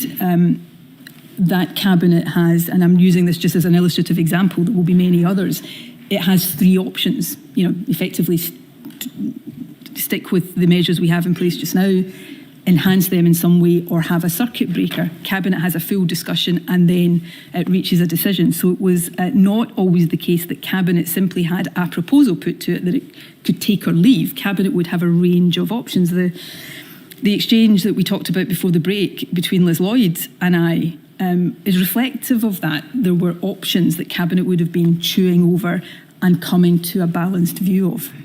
We can judge that ourselves, as you said earlier, from the Cabinet conclusions. Absolutely, yes. The gold or gold command meetings, accepting that you don't like the term, that seems to be what they were at least colloquially referred to as. They are somewhat mysterious to us in the sense that they weren't minuted, were they? There were not minutes taken of them in the way that you have Cabinet minutes. That is certainly the case because they were not decision-making meetings in the way Cabinet meetings were. However, and I believe, forgive me if I'm misinformed here, I believe the inquiry has papers that went with and around those meetings, slide packs that would inform the discussion, agendas of the issues we were going to discuss, and where there had been actions out of these meetings, usually to do further work to inform decisions, then notes of action points. And I've certainly, the committee, the inquiry, apologies, had asked me to review some of that. So I've reviewed that paperwork and I know that is there. But in many of these meetings, the purpose of them was, Cabinet had choices and options, but no Cabinet on any issue, anywhere, sits with a blank sheet of paper. So there is a process of shaping the options that will then become the decisions that Cabinet takes. And these meetings were often to try to shape those options. So in a sense, the output of those meetings, and I use this term loosely, the minutes of those meetings are the Cabinet papers that then go to Cabinet for decision, because that is what comes from these meetings into the Cabinet papers that then inform and shape the decisions Cabinet reaches. We've certainly had access to certain action points. They don't relate to every gold meeting. We've struggled rather to work out even when the gold meetings took place. We have to look at other documents to tell us when they might have happened. We have seen action points, not in relation to all of the meetings that appear to have happened, but the action points appear very much to be effectively the conclusion of the meeting rather than any discussion as to how those conclusions were reached. Therefore, is it fair to say that the documentation to which you refer does not tell us the salient points that were discussed in the conduct of government business at those meetings? So I think, yes, I think that would be fair, and there is undoubtedly a learning point for government here, and it is not any longer for me, but I'm sure the Scottish Government will be reflecting on this. I think around, the impression that can be created when you give, grand names to fairly routine meetings, and I've already made that point, but more substantively to make sure that there is a clearer record of these discursive, non-decision-making meetings that are discursive and there for the purpose of shaping the decisions that have to be taken by Cabinet. So yes, I would accept that can, to somebody outside the process, it would be helpful if that was clearer. I can look at Cabinet papers, not minutes, but Cabinet papers putting the proposals for decision or the options for decision to Cabinet, and I know that that effectively reflects the discussion that we would have had in these meetings, because that was how we shaped the options and decisions that were coming to Cabinet. Is there a theme developing in the areas we've already looked at, Ms Sturgeon, that the Scottish Government does not like light to be shined on the way in which discussions leading to decisions have taken place? No, I would very, very strongly refute that. And, this is a point I've made a number of times already this morning, and forgive me for repeating it, but I do think it is extremely important. I have, in preparation for coming here today, and some of these the committees specifically draw my attention to, I have looked at all of the Cabinet papers and minutes over that whole period. It runs to thousands of pages, and that paperwork doesn't simply record the decision that was reached. It records the options that Cabinet considered, the pros and cons of each of these options, the reasoning and the evidence that underpinned both the presentation of the options and the decision that was reached. And then the Cabinet minutes, often over several pages, records a very detailed summary of the discussion around the Cabinet table. And I do believe that not only gives a comprehensive record of the decisions that the Scottish Cabinet reached in relation to COVID, but also the thought processes, the reasoning, the rationale, and the factors that were considered in the process of reaching these decisions. The gold meetings, as we're calling them, were often attended by Mr. Youssef, is that right? I don't have the attendance list in front of me, but yes, Broadly. that would have been the case when he was Health Secretary, yes. And often attended by Ms. Lloyd? There would have been a special advisor in them and officials there and somebody from my private office. If their position at this inquiry were that the gold meetings were a decision-making body, would they be wrong about that? Yes, the gold meetings were not. Cabinet was the decision-making body. How was the list of attendees decided? I think you said that Mr. Youssef would attend in one role, but perhaps not in that. It would depend on the nature of the decision that we were about as Cabinet to consider. So that would vary depending on the state, the stage of the pandemic and the state of things that we were dealing with at the time. So sometimes that would be very health focused, particularly later as we go into 2021, when finance to support our public health decisions was becoming more of an issue. That would include finance. I was, again, at the committee's request, reviewing the inquiry, request, reviewing some of these papers over the course of yesterday.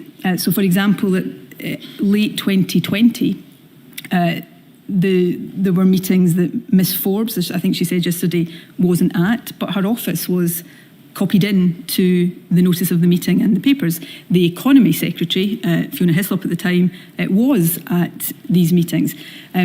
Later in 2021, when finance was much more of an issue, Ms. Forbes would be in attendance and perhaps another minister might not be.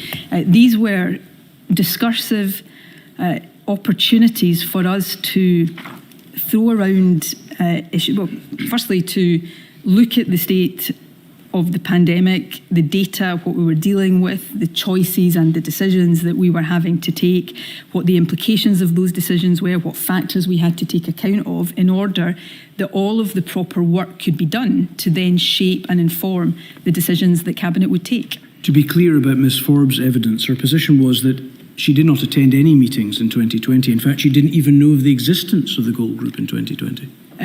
That I obviously cannot say what information was shared with her at that time about these meetings with the private office, but having reviewed some of these papers last night, and I will apologise and be corrected if I've read this wrongly, her office was copied into the papers and the notification of meetings at the end of 2020. But she didn't attend in 2020?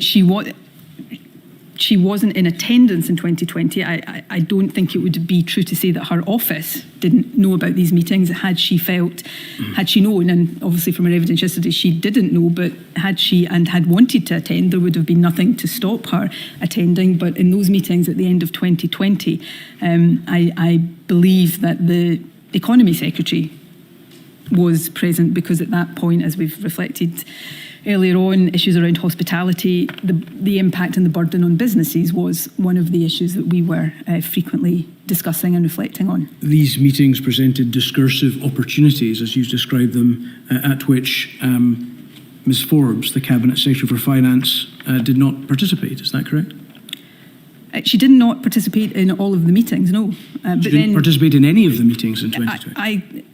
I think there were probably only few meetings in the latter part of 2020. I don't have the list in front of me right now, but I believe that these meetings, these gold meetings, started in perhaps September, October 2020. So I don't think there were very many meetings in 2020.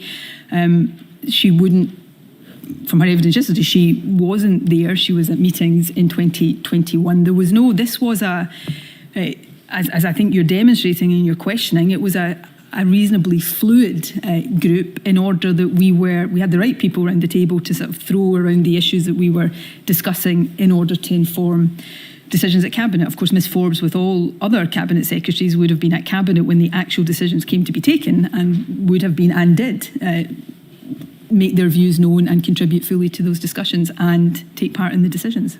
As she wasn't there, she obviously wasn't one of the right people to have round the table, was that right?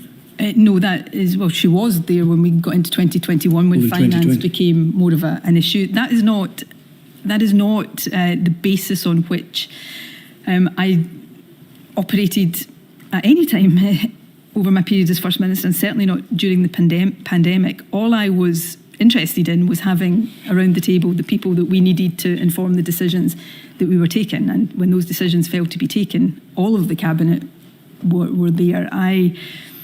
My only motivation at any point during the pandemic was to do the best we could to keep the country as safe as possible. Sometimes we would have succeeded in that, other times we didn't. And I carry the regret for the occasions that we didn't all the time and always will do.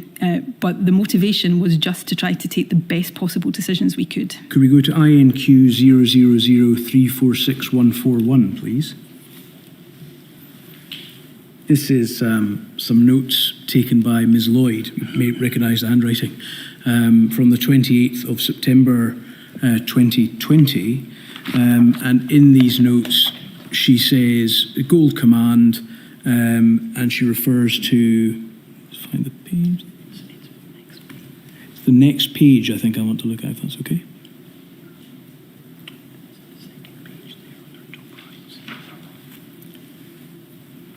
Yeah, just the passage at the top, which is obviously in that context. Navigate economy, avoid blunt instrument. FH, no finances. FM, starting point, how do we reduce impact of spread with minimal economic impact?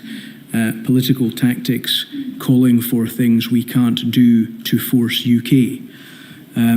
This is a Gold Command meeting that Ms Forbes was not at. Is that your understanding?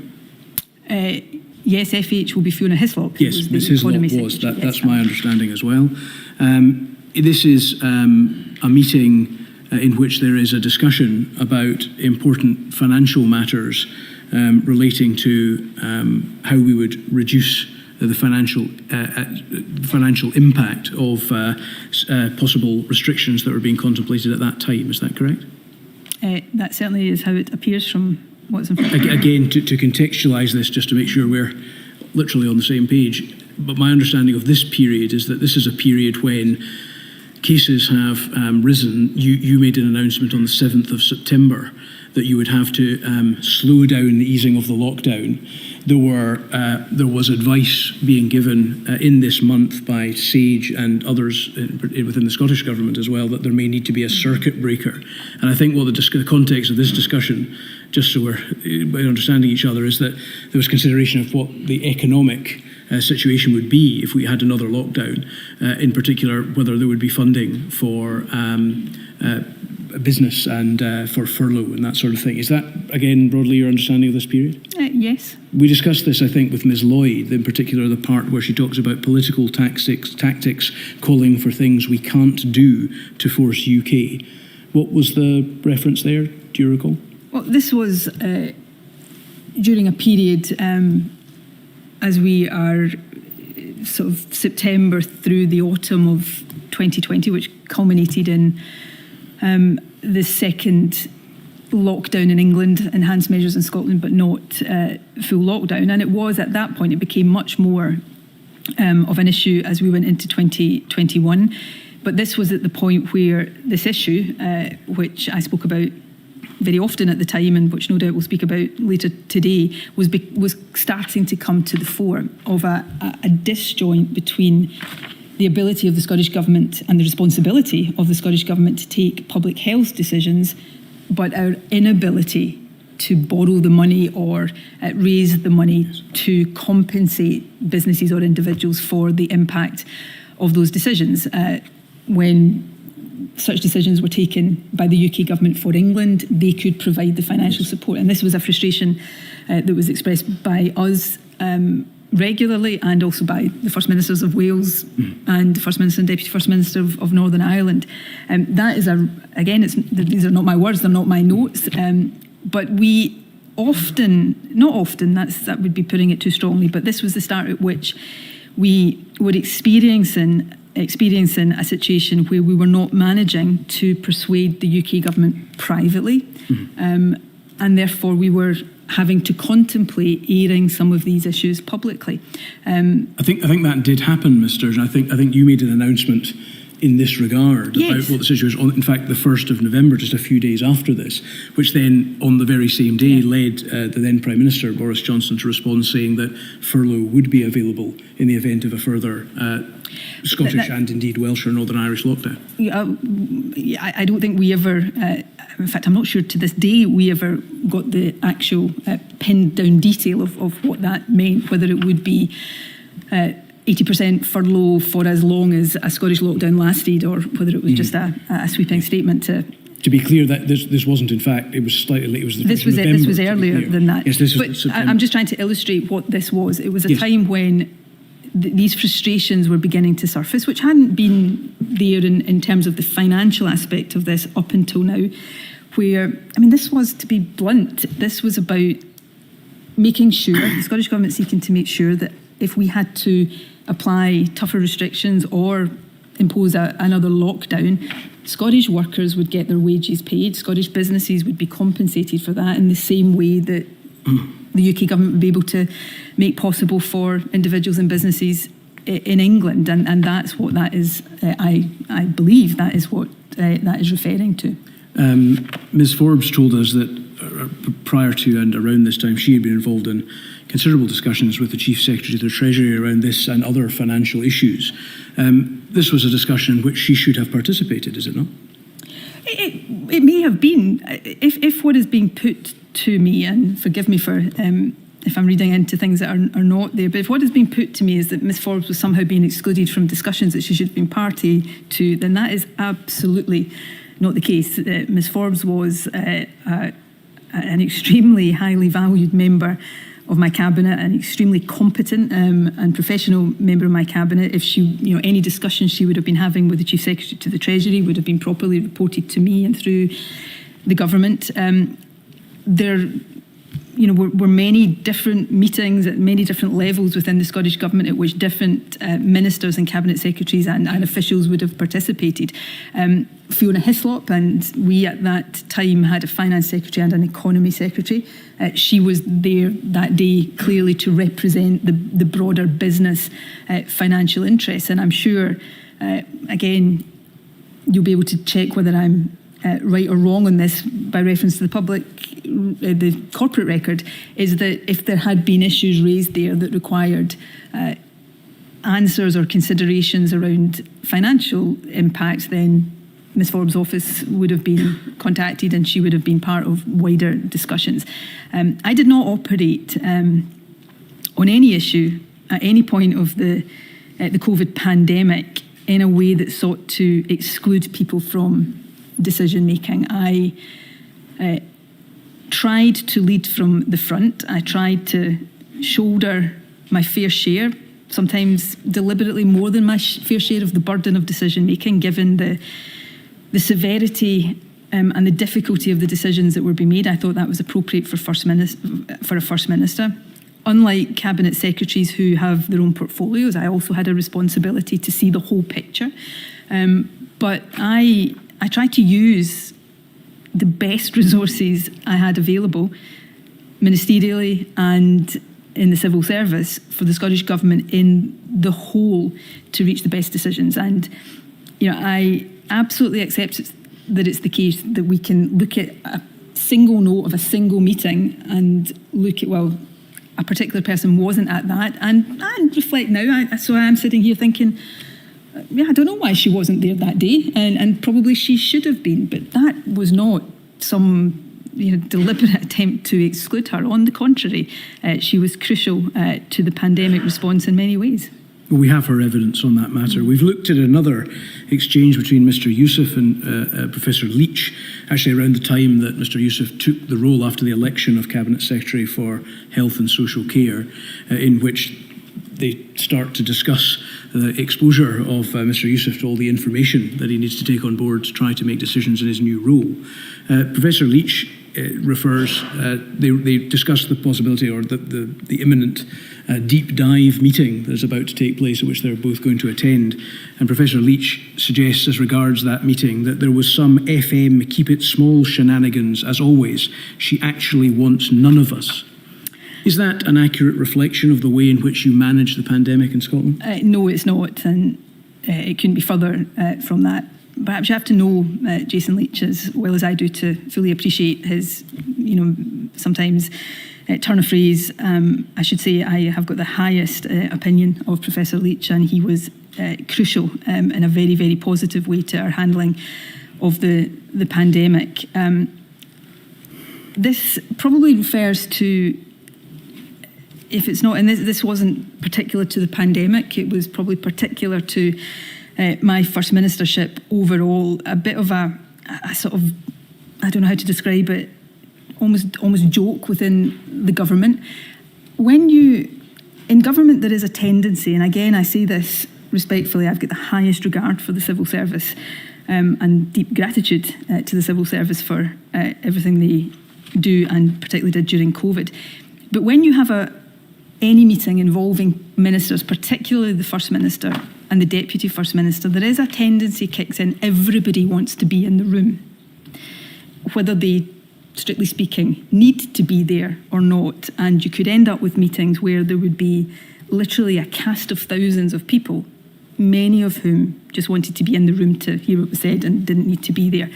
I didn't have a great deal of patience with that. I wanted the right people. By that I don't mean people, whether I liked them or not. I meant with the right expertise and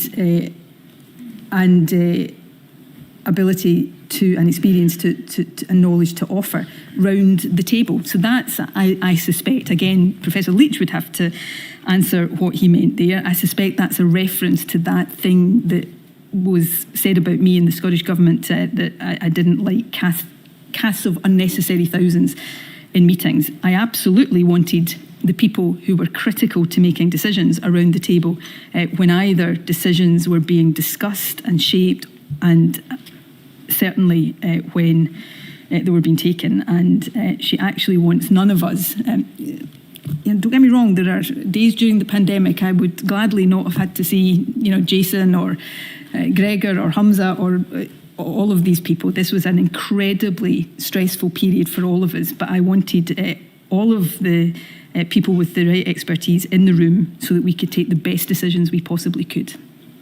The word shenanigans has the words "as always."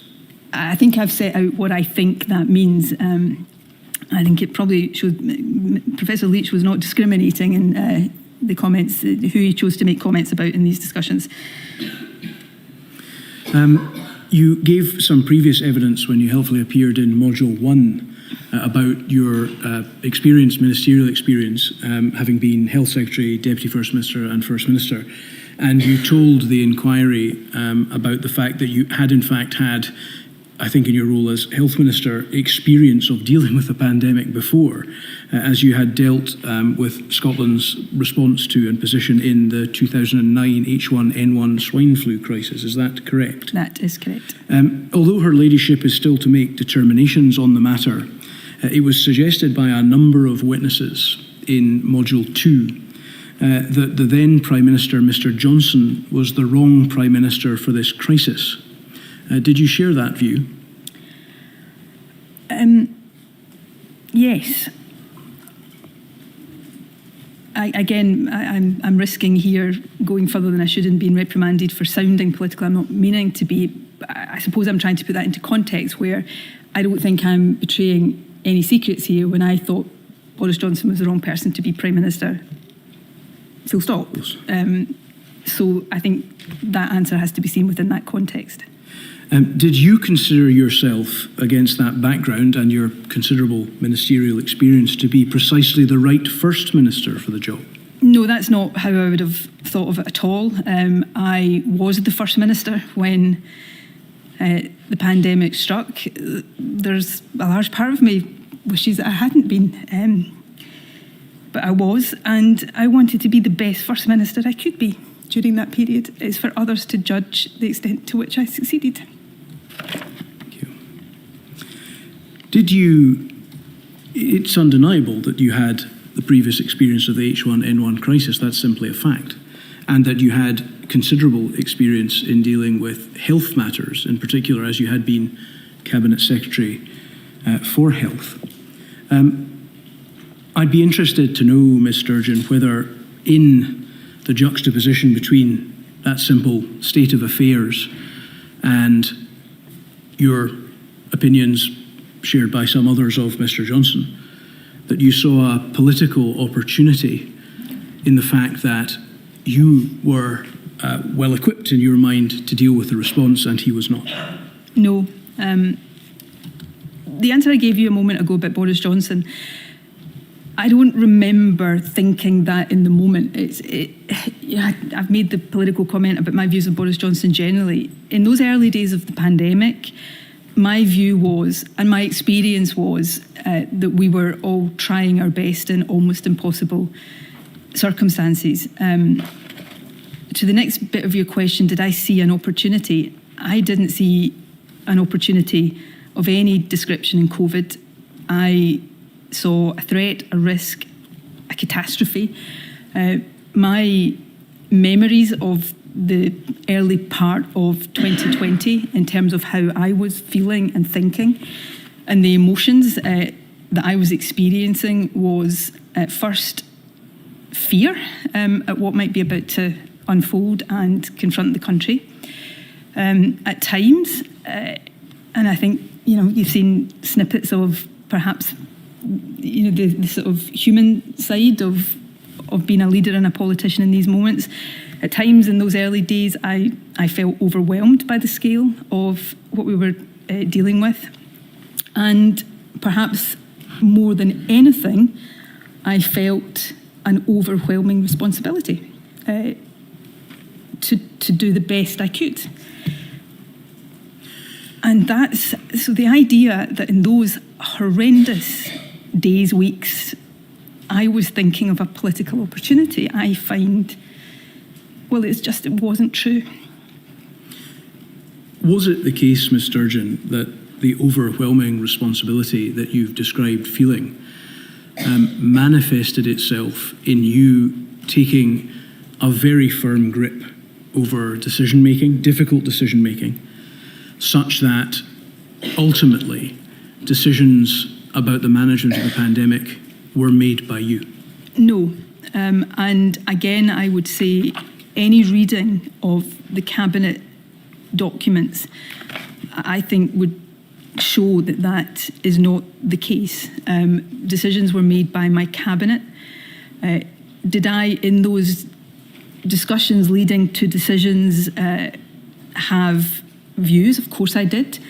We've reflected earlier on, I was trying to inform myself, to educate myself. I had a role in Cabinet that, to an extent, the Deputy First Minister had as well, to see the whole picture and not just particular portfolio impacts. But the decisions were taken collectively by Cabinet, and I absolutely maintain that that is what the Cabinet documentation shows.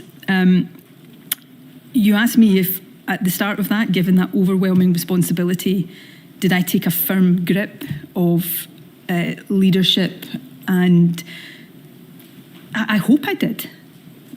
I had never experienced, and most people at that time had never experienced, I had been Health Secretary during swine flu, thankfully turned out not to be anything as severe as COVID. I had never experienced this before, and I had a sense of responsibility that as First Minister I had to lead from the front, that I had to take the decisions collegiately, but ultimately have an attitude that said that the buck stopped with me, that I was accountable. So we'll talk about decisions, and have done today, and will do no doubt later on, that are decisions that were probably taken not by me but by my Cabinet secretaries or ministers. There is no part of me that will ever say, well, that wasn't anything to do with me. I was ultimately accountable and responsible, and that's the only way it could have been, and I tried to do that to the best of my ability. You've mentioned, Ms Sturgeon, on a number of occasions the very initial stages of the pandemic, and that's what I'd like to turn to next. Just to link it into a matter that you've in fact just been discussing, we've heard some contradictory evidence about the extent to which those who were involved from a scientific perspective in the 2009 swine flu crisis, at the time when information was emerging about the new threat, took that experience to be something of a comfort, based on the fact that, as you said, it didn't turn out to be as bad as it might well have been in Scotland. And from others that used that experience really almost in completely the opposite way, to lead to the conclusion that the threat was incredibly great. Based on your previous political experience of that and knowledge, which you've told us about in Module 1, to what extent were you able to draw on that experience? And in particular, what advice do you recall having it in the first couple of months, January, February time, about whether that experience should be something from which one should take comfort or something from which one should, in fact, sense considerable alarm? If I may, there's different parts in that, so Yes. if I can try to address all of them. I don't think there was any advice in that early period that said in terms, don't worry, it will just be like swine flu versus, we should be thinking that because it was mild in swine flu, it will be the opposite. I don't think there was advice in those terms. During January and into February 2020, I think I received the first briefing. Forgive me if I'm not getting my dates absolutely correct here. I think I received the first briefing about swine flu around the 17th of January. I convened the first meeting of the Scottish Government's Resilience Committee, the Scottish Government equivalent of COBRA, I think on the 28th or 29th of January. So from January onwards, there was a distinct and almost on a daily basis growing understanding and apprehension that this was going to be extremely serious. Sometime in February, early February, and I remember this vividly because it was part of that sense of fear and responsibility I spoke about, seeing, reasonable worst case scenario projections that were terrifying in terms of what could have happened. In terms of going back to swine flu in my own view, this is a question I've asked myself often. Did the experience of swine flu even subliminally influence my attitude in the early days to COVID? It was definitely there. I learned things in relation to swine flu, the communication approach, the daily briefings. The then Chief Medical Officer, Sir Harry Burns, and I did a similar approach in swine flu. So I'd learned about the importance of clear, regular communication, and I was able to draw on that. I don't think I had any sense that because swine flu had turned out to be, to use a loose term, a false alarm, the same was likely to happen with COVID. In fact, I think that because that was in my mind, I think I was guarding against that in those early days. But it's a complex question with perhaps no simple answer. I think there are other things which no doubt we'll come on to in those early days or those early weeks that if I had my time again, I would want to do differently. I think there were assumptions made, for example, around the public's willingness to comply with restrictions and how long that would last, that were made by decision makers, myself included, that turned out to be wrong, I think, that perhaps influenced some of those early decisions more than a memory of swine flu did. Thank you. As I say, we have conflicting evidence about what scientists thought about that. We heard evidence from Professor Nick Finn, who was not actually at Health Protection Scotland as it was at that time, but spoke on behalf of that body and Public Health Scotland in the evidence we heard. He, in his evidence, was one of the witnesses who sought to draw on the H1N1 experience as something of a comfort, given the way it had turned out. Was HPS a body from which you were getting advice about the threats at this time? Yes, so I referred to the early briefings. They would come either from HPS or, informed by HPS through whatever channel in the Scottish Government. Looking back at swine flu, HPS back then was a body I was Health Secretary, I was familiar with it anyway, but worked closely with Jim McMenamin, who I know you heard evidence from as well, worked extremely closely with him, and somebody else I have the highest regard for, his expertise and commitment to these issues. So HPS was, obviously Public Health Scotland was established at the start of the pandemic, but HPS was a valuable and valued source of advice to me and to the government more widely. We know that HPS stood up its national incident management team on the 13th of January. So we understand that was a body that was providing advice at that time to the government. Is that correct as far as you recall? Yes, so I think the 17th of January was the first time a briefing came to me, but that would have been informed by the intent. I think at that early stage it was, and I think this is reflected in the early advice, it was something of an intelligence gathering operation from what was happening principally in Wuhan, in China, and anything else that was being seen across the world. But that would have been the source of the advice that was coming to me. You were also quite naturally receiving advice from Dr. Calderwood over this period, is that correct? Yes. Were you aware of a series of emails exchanged in late January from the 21st of January, which were sent by Professor Mark Woolhouse, a consultant epidemiologist at Edinburgh University, to Dr. Calderwood, and the contents of those emails? No, I wasn't aware of them at the time, either of their existence or of their content. I should say my direct contact with Dr. Calderwood in this context would probably have started around the time of the first SCORE, Scottish Government Resilience meeting at the end of January. So I wasn't aware of the existence or the content of those emails, but having now had the opportunity to read them, certainly as we went from January into February, the tenor and the general content of those emails was certainly percolating through in the information that was coming to government ministers. So I don't read them now and say I had no idea that this was perhaps not in all of the detail of that, but in the general sense. So would Professor Woolhouse, the general tenor of Professor Woolhouse, obviously Professor Woolhouse is very much in the camp of, based on previous experience, in particular his experience in dealing with the swine flu crisis and the emerging information, he was very much in the camp of hitting the serious alarm button at that stage.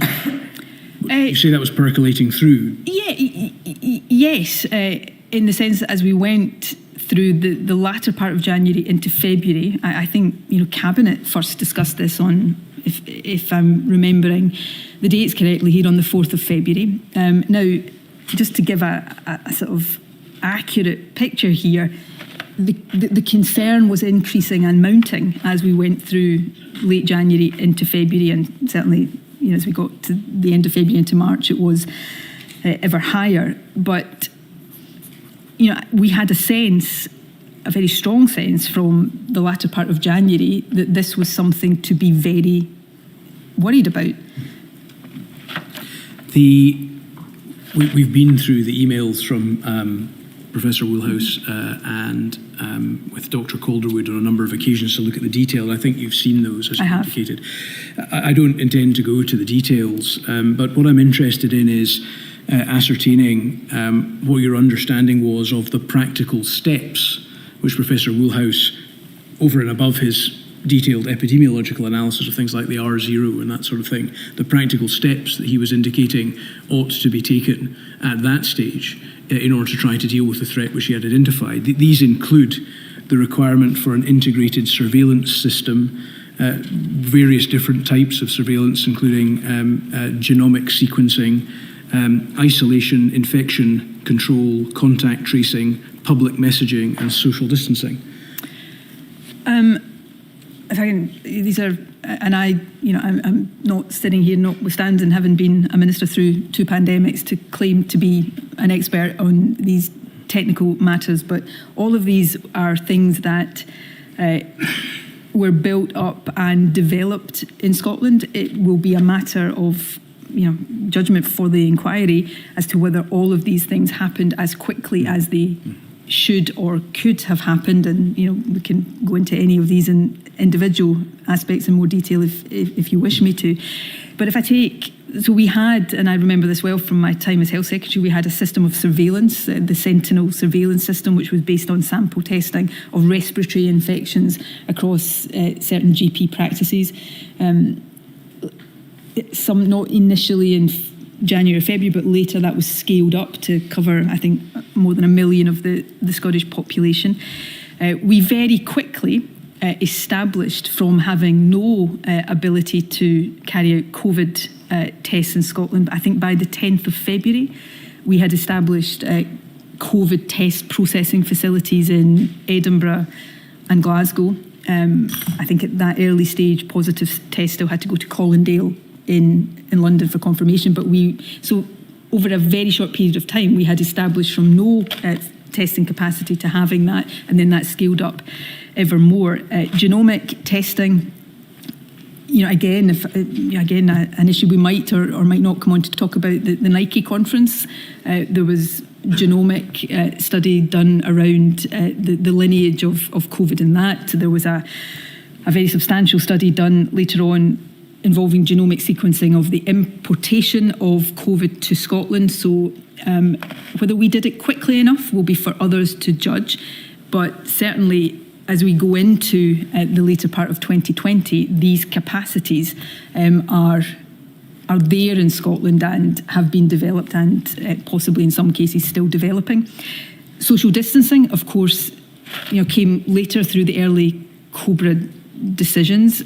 We, started to give advice, I think, sometime in March about people being careful about contacts, but the formal COBRA decisions around isolation and distancing came later on in March. When Ms Freeman gave evidence to the inquiry, she was of the view that Scotland's Public Health Service lacked in staff, facilities and kit to introduce a testing system of the kind that was being introduced, and that the capacity of tests remained at only 350 per day until April. Does this, in your view, based on your involvement and recollection, indicate a lack of urgency in Scotland's response? So specifically on testing, I would say I don't think it reflected a lack of urgency. I think it reflected the capacity we had in place, and that determined the speed at which we could scale from the very limited capacity to the much greater capacity we had. So if you take testing, for example, the testing facilities that were available pre-pandemic, diagnostic testing facilities, tended to be, not just for COVID, but generally in multiple small-scale labs. While there were expert staff working in these, there was a need to recruit, which is not easy to do with people of the expertise we needed. There was also at that point, and there are different conclusions that can be drawn from this, I appreciate, but at that point there was intense supply chain pressure on swabs and reagents for testing. So I don't think it was a sense of a lack of urgency, but it by necessity, there was a certain limit to how quickly we could go from where we were at the start of the pandemic in testing to where we wanted to do. It took time to put the larger scale labs. That said, the Glasgow Lighthouse lab, which was done through the UK Lighthouse system, I think was open by sometime in April. So things moved relatively quickly. Were they as quick as I would have wanted? Even at the time, and certainly with hindsight, no. But there were practical constraints that we were dealing with at that point. Had your H1N1 experience of 2009 taught you that early, decisive action to contain a viral pandemic would be necessary, and that it would require a testing and tracing capacity? Yes, and because of what we've already talked about, swine flu and the way it developed or didn't develop, the limited testing and contact tracing that we had in place at that time was much more capable of dealing with the scale of the threat. So yes, it did teach me that. I think there is, and it's certainly a point I have reflected on with hindsight, and I think governments now have to reflect on with foresight, is the level of testing and contact tracing infrastructure that is kept in place outside pandemic periods. It is very costly to do that, but we certainly suffered from not having a greater baseline capacity at the start of 2020 than we had, and we scaled up as quickly as we could. My own view, I'm no longer in a position of responsibility around this. My own view is there should be a greater baseline capacity infrastructure in future, but that comes with costs, and it comes with opportunity costs, and there are obviously issues that governments have to grapple with in that.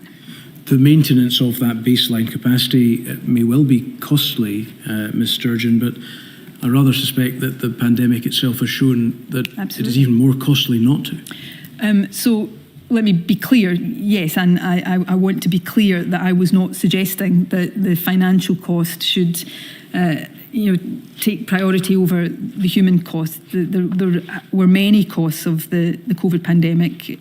The human one was the worst of all.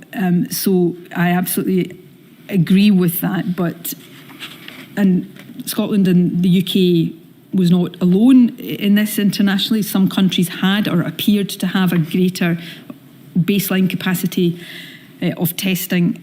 I should also say for completeness at this stage, although you'll stop me if it's an area you're going to come on to, testing had limitations. It is absolutely the case that I think it would have been desirable to have been able to do more testing at an earlier stage.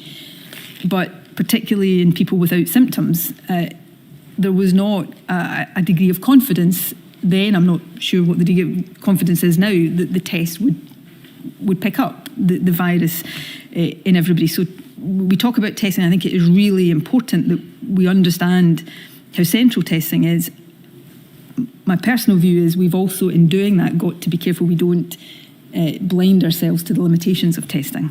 Although there might be limitations related to false negativity in testing, you would have found, would you not, that you would have got more positive tests than the actual situation of not carrying out tests at all?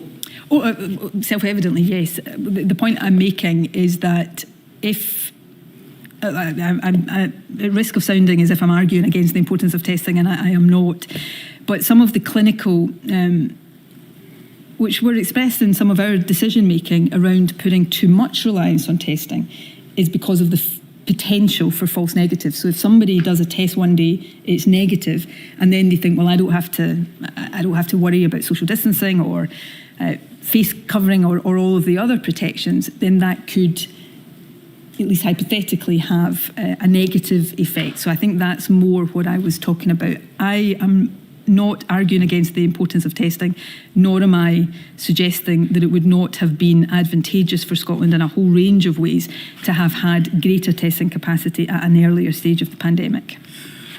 One other aspect of the plan, the practical plan that Professor Woolhouse suggested, taps into an area that you've already mentioned. He suggested that there would be a need, it would be extremely important, in fact, in his correspondence, that there would be public messaging. And of course, that was something later on that a strategy was developed for. Were you aware at around this time that there had been a recommendation by a consultant epidemiologist that public messaging, keeping the public informed even at this early stage, was a very important part of the strategy, rather than simply later? No, I wasn't aware of the content of those emails, so I wouldn't have been aware that had been a specific recommendation. Although the regular, which became daily public messaging in the form of the daily briefings, didn't start until March, sometime in March 2020. And I'd have to check exactly what the dates were here. I recall, understandably, given that this was becoming a dominant global story, I recall certainly in advance of that, more regularly being asked questions about it in interviews, so that the public messaging was something that we were aware of and were starting to seek to do, although not in that formal, very structured sense that you refer to, which kicked in later. We've seen some evidence related to various matters around this period, really up to the first lockdown, where there are matters that are not communicated to the public, and that appears to be broadly on the advice of Dr. Calderwood. I'm thinking in particular around the emergence of the threat and the matters raised by Professor Woolhouse, the threats from the Nike conference and the genomic efforts to try and trace individuals who had been infected as a result of that, the identity of the first person in Scotland to die from COVID in the middle of March, concerns that had been expressed around the rugby international which took place at Murrayfield between Scotland and France on the 8th of March. None of these matters were communicated at that time to the Scottish public with any degree of detail. Is it correct in the first instance that it was on Dr. Calderwood's advice that those matters were not communicated at that time? I mean, there were different considerations in each. Yes. Understandably, these have been grouped together. Yes. They all stand individually, and I would have to go. Of course. Certainly you don't want me to the simple question was, did Dr. Calderwood provide it? In the case of Nike and the rugby, yes, I took advice from Dr. Calderwood and discussed that advice with her. I don't think her advice, whatever I might think now with hindsight, that if I was to go back, would I take the same judgment? I may take a different judgment, but I don't think her advice was unreasonable. If I can take Nike perhaps as the instance to illustrate this with, Nike was an event that the Scottish Government hadn't known about before it happened or until after it happened. So it wasn't an event that we had been asked to approve or not approve going ahead. In the first few cases that were associated with that conference, there was an incident management team put in place, led by Health Protection Scotland. It wasn't genomic sequencing that traced individuals. That came later to trace the sublineage and yes. could show what happened with or didn't happen with the spread of the infection. But there was an incident management team that kicked in to do contact tracing, to do everything. And we now know they were very successful in halting any further spread from the, I think, 38 primary and secondary cases that were identified with that conference. The issue... It's the publication of the information became whether we put into the public domain at that time that I think it was the second case had been associated with that conference. That was a fine judgment. This was a conference, I think I heard in evidence last week that there was a couple of hundred people at that conference. There wasn't. There were 71 people at that conference. Only 10 of them were from Scotland. And there was a concern that was... put to me in the advice from Dr. Calderwood that to say that the case was somebody from that conference would have risked identifying that person because of the small numbers involved. I got that advice. I think I spoke to Dr. Calderwood and I accepted that advice. I don't think it was unreasonable. I heard Dr. Smith say to the Enquiry, and I thought this was a reasonable way of putting it, that a different clinician might have had a different risk appetite for patient confidentiality and given different advice. That's not to say that Dr. Calderwood's advice was wrong or unreasonable, but a different clinician might have given different advice, and a different politician might have decided not to accept that advice. And the same politician, going back again, might have decided not to accept it, because even though I don't think, when that did surface, I don't think it did undermine confidence in public messaging.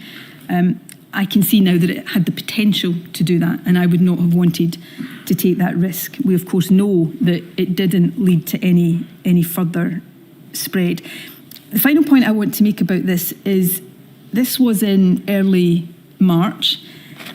On every given day, there were judgments falling to be made, decisions falling to be made, often very fine judgments that could have gone one way or the other.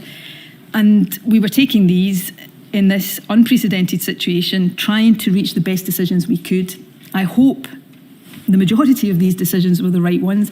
Some of them, undoubtedly, we would have fallen on the wrong side of that judgment, and perhaps with hindsight, this is one of those. But that doesn't mean it was a decision reached with a motivation of secrecy. There would have been no reason, other than the patient confidentiality, for the Scottish Government not to have said that this was associated with a Nike conference. The reason the decision was reached was on the basis of patient confidentiality. It may have been a judgment we should have taken in the other direction, but that was in the nature of what we were dealing with at the time. I've put the Nike conference and the lack of publication of it in the context of a number of other things for a reason, which is, would you agree, if it were to be concluded that over this period, despite the clear indication that had been given by Professor Woolhouse of the need for clear public messaging over this period, that the Scottish Government adopted an approach of secrecy such that it released very little, if any, information about the threat to the people? No, I wouldn't agree with that at all. I think if we're talking about the time period in which the Nike decision was made, which is around the same time period decisions were being made around the Murrayfield rugby match, there was copious amounts of information. I think on the day that I got and accepted advice around the rugby match, we had just published the Four Nations strategy document. We were putting lots of information out there about how we perceived the risk and what we thought the steps that had to be taken were, and how that was going to unfold. The decisions that were taken on all of these things were not taken with the intention of being secretive or keeping information away from the public. They were taken on the basis of, in the case of Nike, considerations of patient confidentiality that I accept. Other clinicians, other politicians may have taken a different view on, but they were the genuine considerations that were being taken into account. In the case of the rugby going ahead, that was HPS, gave advice that came to me through Dr. Calderwood at the time, that taking it all into account, the fact that it was open air, the fact that there were likely to be supporters that if they weren't going to the match would go into pubs instead because they would all come to Edinburgh, that it was relatively safer for the match to go ahead. These were the decisions we were weighing and arriving at every day. Was every one of these decisions with hindsight the correct one? Absolutely not, but they were being taken in good faith for the best possible reasons and in the best possible way to try to keep people as safe as possible and be as open as possible along the way in that process. Were the decisions wrong with hindsight?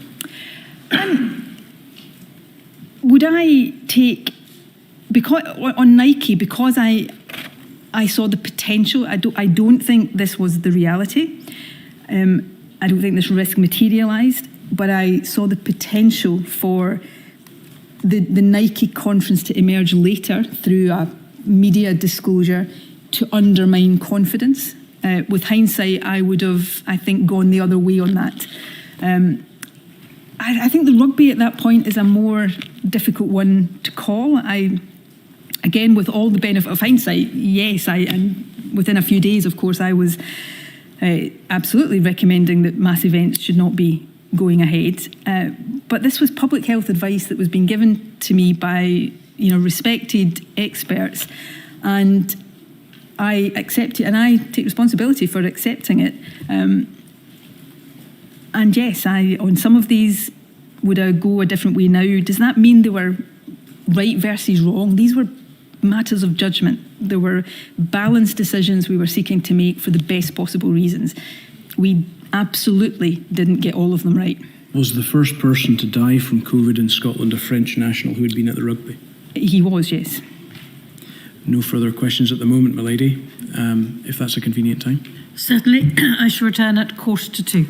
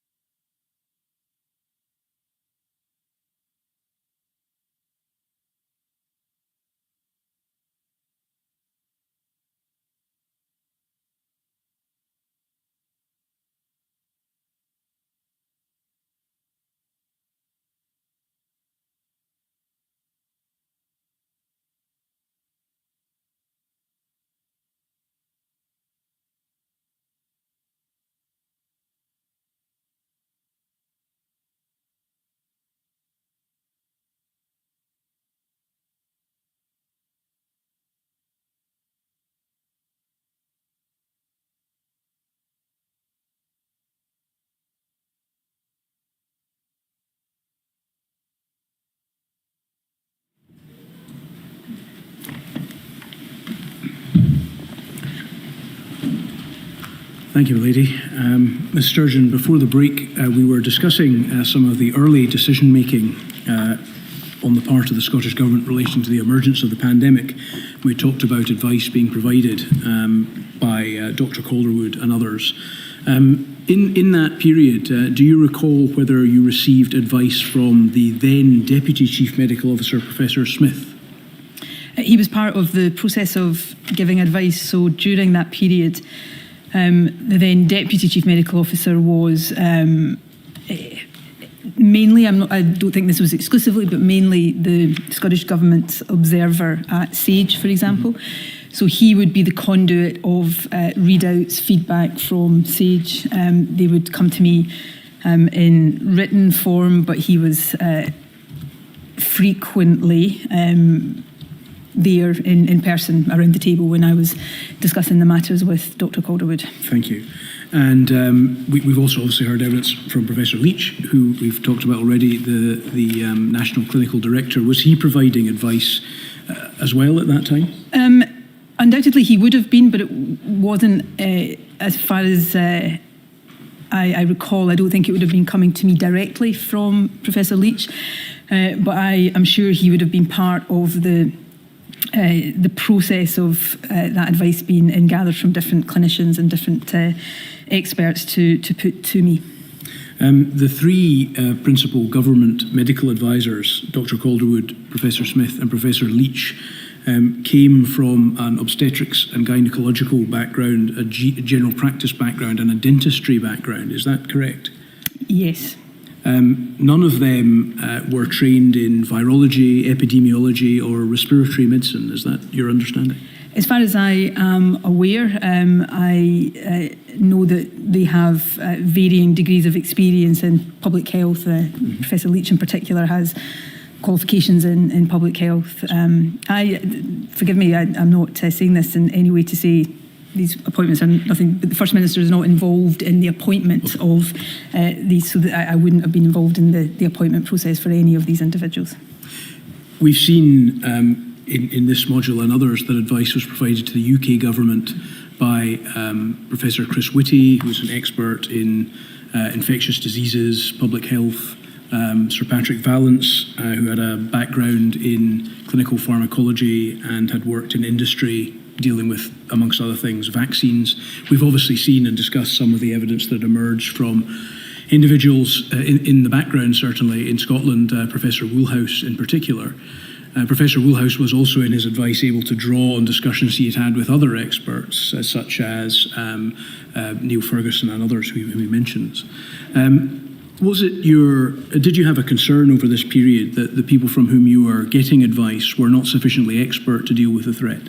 No, I didn't. The advice I got from all of these individuals, not just initially, but in the case of two of them over the course of the pandemic, I had a high degree of confidence and trust in, and I think that confidence and trust was justified. I was also aware that they were not simply giving advice to me as individuals, operating solely. They were drawing on other sources, Health Protection Scotland, other experts in various aspects of this. And of course, when we get into March 2020, the Scottish Government COVID-19 Advisory Committee is established, which has a range of experts. Professor Woolhouse, of course, was a member of that. And, I remember specifically the membership of that, again, was not selected by me. It was advised to me by Dr Calderwood at the time. And I do recall that she specifically said that she thought it was important to have him on there because she wanted to ensure that there was a diversity of views coming through that we didn't want to have people.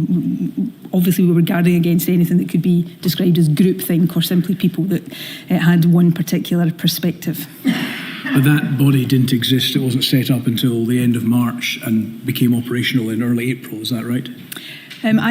Again, you will have the dates in front of me. I don't have the dates in front of me. I think it met for the first time in late March. And it was set up, established by Dr Calderwood at my request for specific reasons that I'm happy to cover if you wish me to. But before then, again, SAGE was an important source of advice. And although there were frustrations I had with the SAGE process that led me to ask Dr. Calderwood to establish the advisory group, I had great confidence in the scientific advice coming through SAGE. So at no point did I feel that I was not getting good advice. It was an uncertain time. The knowledge of the virus was developing. There was significant doubts and uncertainties around different aspects of how it transmitted, which became less uncertain over time. But I had confidence in the advice I was getting, and I have great respect for and indeed real gratitude for the work that Dr. Calderwood, Dr. Smith and Professor Leach did in that period, and in the case of the latter two, subsequently to that. We've seen some evidence to suggest that Dr. Calderwood didn't appear to have very much of a plan as regards the testing aspect of the pandemic response. Was that your experience of dealing with her over this? Forgive me, I didn't hear whether you said did or did not. The evidence is that she did not have a plan I wouldn't testing. agree with that, and nor would it necessarily have been on testing solely for the Chief Medical Officer to have that plan. I think I said earlier on, we went from a period in late January to having no capacity whatsoever in Scotland to process COVID tests, to by the 10th of February, I think, if I'm getting that date correctly, to have facilities established in two labs, and in the week subsequent to that, capacity rolled out to every health board in Scotland. So there was a plan. I think there are very legitimate questions, which we covered this morning, about whether the pre-existing infrastructure we had in place allowed that plan to develop at sufficient pace. But I would contend the Chief Scientist for Health, David Crossman, was also closely involved in and brought great expertise to the role of developing our testing capacity and the use of testing, which of course was as important as the capacity that we had. Would it be fair to say that Dr. Calderwood was one of the main architects of what there was of a Scottish Government strategy in the period from January to March? Strategy for testing or strategy for overall? Overall. She was a critical part of that. She was the main conduit of clinical advice to me, but that advice was coming from different sources, and she was part of the collective Scottish Government team that was responsible for both devising and implementing the plan to respond to the pandemic. I don't think it would be accurate to say that was her sole responsibility. And while different people would interpret phrases in different ways, key architect, I'm respectfully not sure would properly describe it either. She resigned on the 5th of April. Yes. When did you become aware of the circumstances which led to her resignation? On the evening of the 4th, or the Saturday night. She resigned on the Sunday, if that's the 5th of April. Right. I struggle sometimes with the precise dates. On the Saturday evening, I got a call from one of my special advisors, who advised me that they had taken a call from a Sunday newspaper with the story that then emerged on that day. Were attempts made within the Scottish Government to retain Dr. Calderwood despite that report? So I will, as I do for all aspects of the COVID response, but in particular this one, I take absolute responsibility. In the immediate moment, and remember we're in the very early stages of an unprecedented situation, I had two considerations in my mind, and I'll end by saying what I think I got wrong in this. Firstly, I immediately understood that there would be significant public anger about this, and that would have to be addressed, and that Dr. Calderwood would have to very clearly apologise and be very clear that she had made a mistake, and that the rules apply to her as they did to anybody else.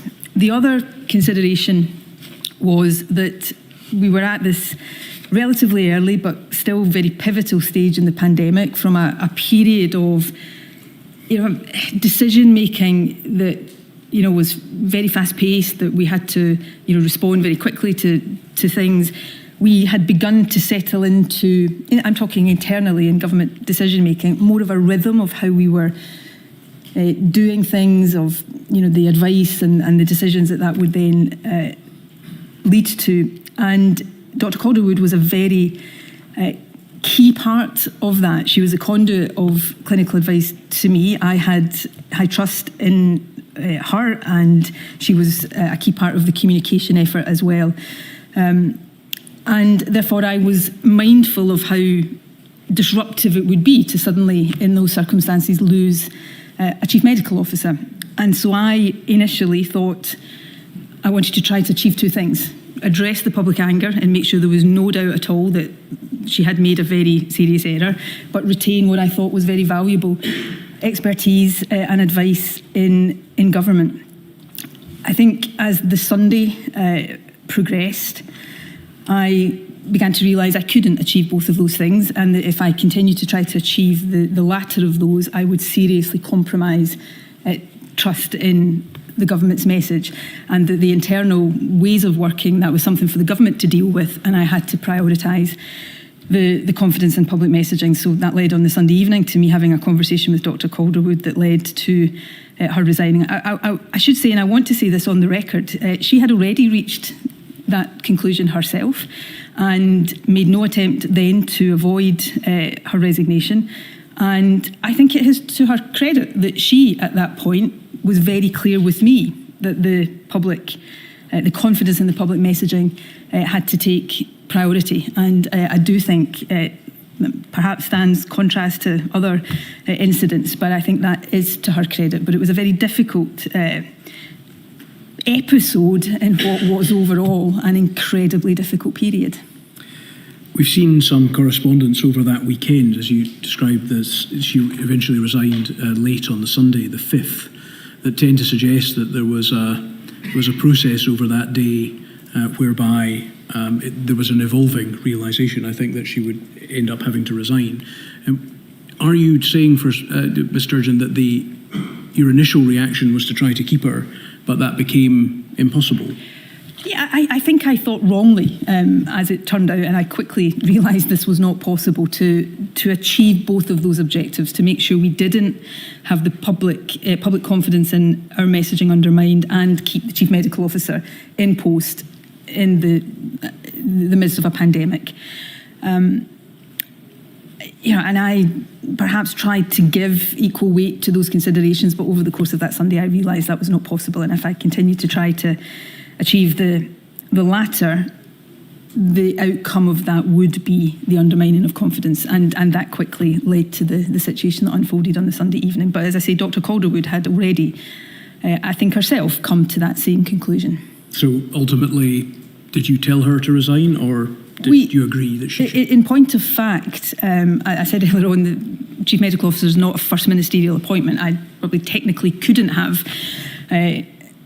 made her resign, but that wasn't necessary. By the time I spoke to her on the phone on the Sunday evening, I was clear it was an inevitable outcome, and she was clear it was an inevitable outcome. So the conversation really became that is what was going to happen.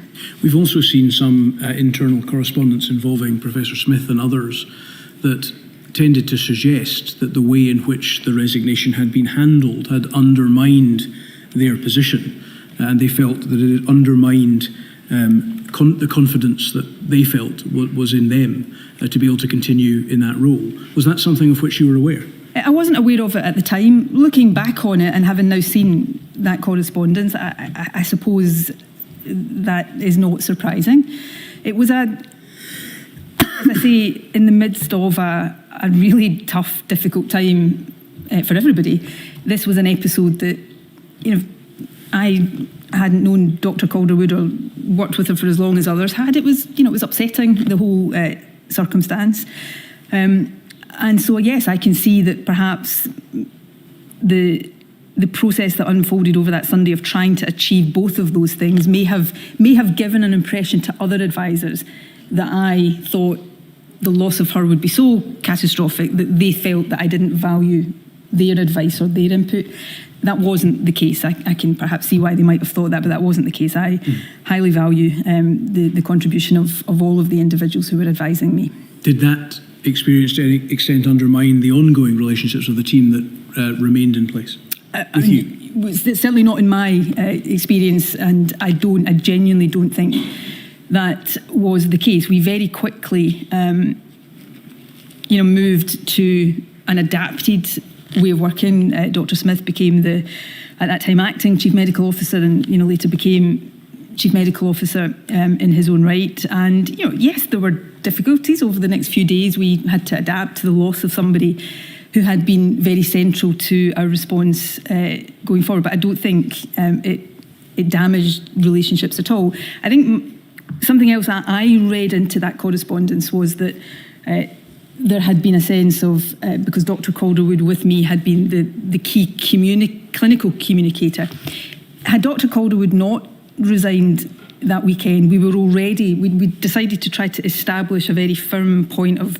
contact between the public and the government. But that position of her doing the daily briefings with me every day would not have been sustainable, because it would have taken up too much of the time sheet. So we were already planning to move to a situation, which we did anyway, where the clinicians would share that responsibility. I might, on that particular aspect of that correspondence, it might be read slightly differently, I think, to suggest that the remaining medical and clinical advisory team, if we can put it that way, were of the view that too much reliance had been placed on Dr. Calderwood as an individual and not on the team more widely, and indeed other sources of expert advice. Was that, if that is the correct interpretation of that documentation, is that a fair representation of the way in which advice was taken from medical sources by the government? I don't think so. I can absolutely see why that would be an interpretation that could be put on that, and it may indeed be what the author of that correspondence meant by it. Dr. Calderwood was the principal conduit of advice to me. She was not the sole author of that advice. I said earlier on, I interacted regularly with Dr. Smith in the period before Dr. Calderwood resigned, so it wasn't as if he wasn't a key part of the response. He was, and a very valued part of the response.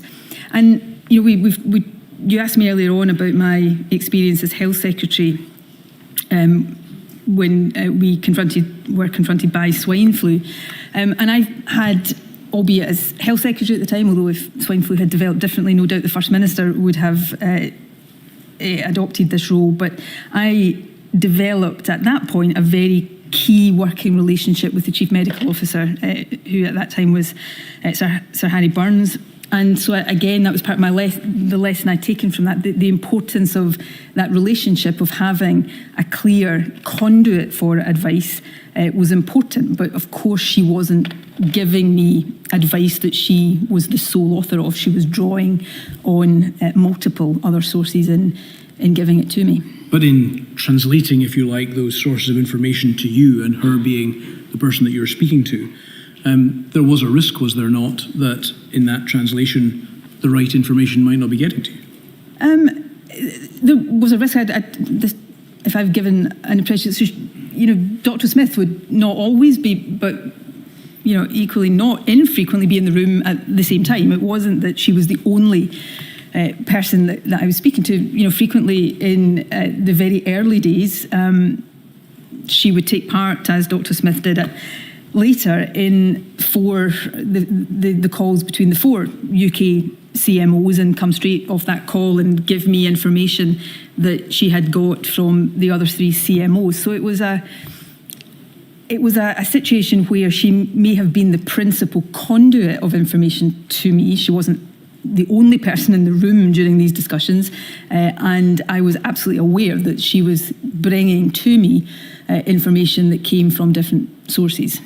Her resignation was it not, Ms. Sturgeon, a cataclysmic event for the ability of the Scottish Government to react appropriately to the threat, and also had an enormous effect on public confidence in the government strategy? On both of those, it had the potential to do both of those things. I don't believe it did either. Had Dr. Calderwood not resigned on that Sunday evening, I believe in terms of confidence in the public messaging, it may well have had that impact.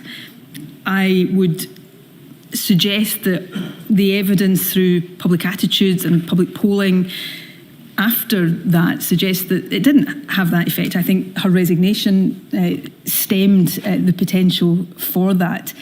And on the first, it did have a disruptive effect, but it was one that we were able to overcome reasonably quickly and establish ways of working. And, I think I know Dr. Smith stepped up and did a very good job in those circumstances.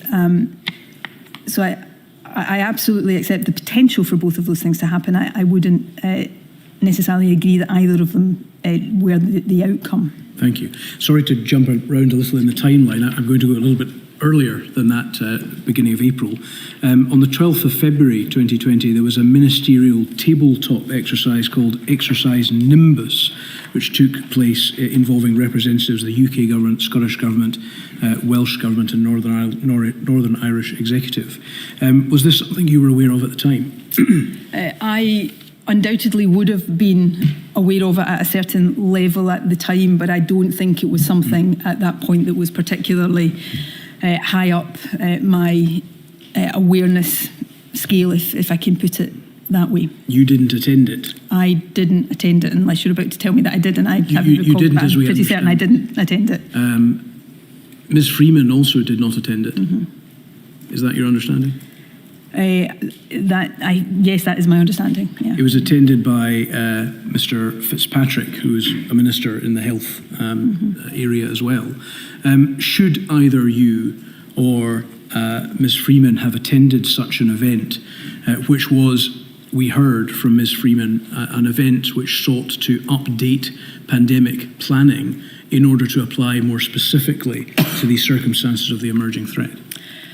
I think, forgive me, I haven't, in advance of today, reviewed Operation Nimbus. I hadn't been aware you wanted to question me on this, so I would have to go and review the detail of that to give you, and I'm happy to do so if you wish me to give you an answer about whether, with hindsight, on reflection, I think I should have been at it. Personally, I suspect my answer to that would probably be no. Having a minister, Mr. Fitzpatrick, involved in that would not be in any sense abnormal in these circumstances, and he would have fed back through the normal processes in government what the findings and conclusions and any recommendations from that would have been. There would have been, I'm absolutely certain, senior officials in attendance at it as well. I think Dr. Calderwood was at it as well, to be fair. Dr. Calderwood was at it, then that makes part of my point.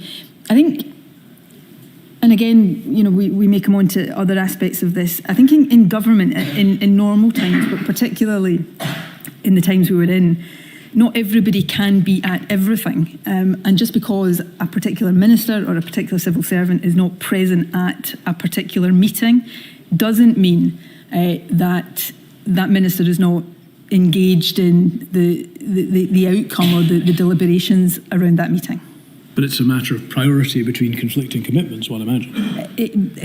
Most days in government, yes, that is absolutely the case. That there will always be an element of prioritisation.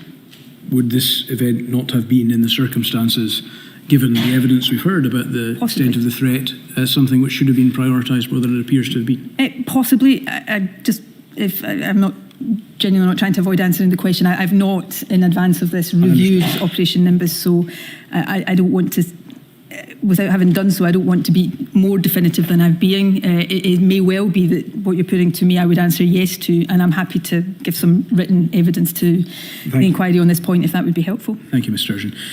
We have seen in a notebook from an individual named Mr. Derek Grieve, the Deputy Director for Health Protection Division within the Directorate of Population Health, a number of entries ranging from the 26th of February to the 5th of March, which read as follows. On the 26th of February, it says that he attended the Cobra M meeting with the Cabinet Secretary, Ms. Freeman.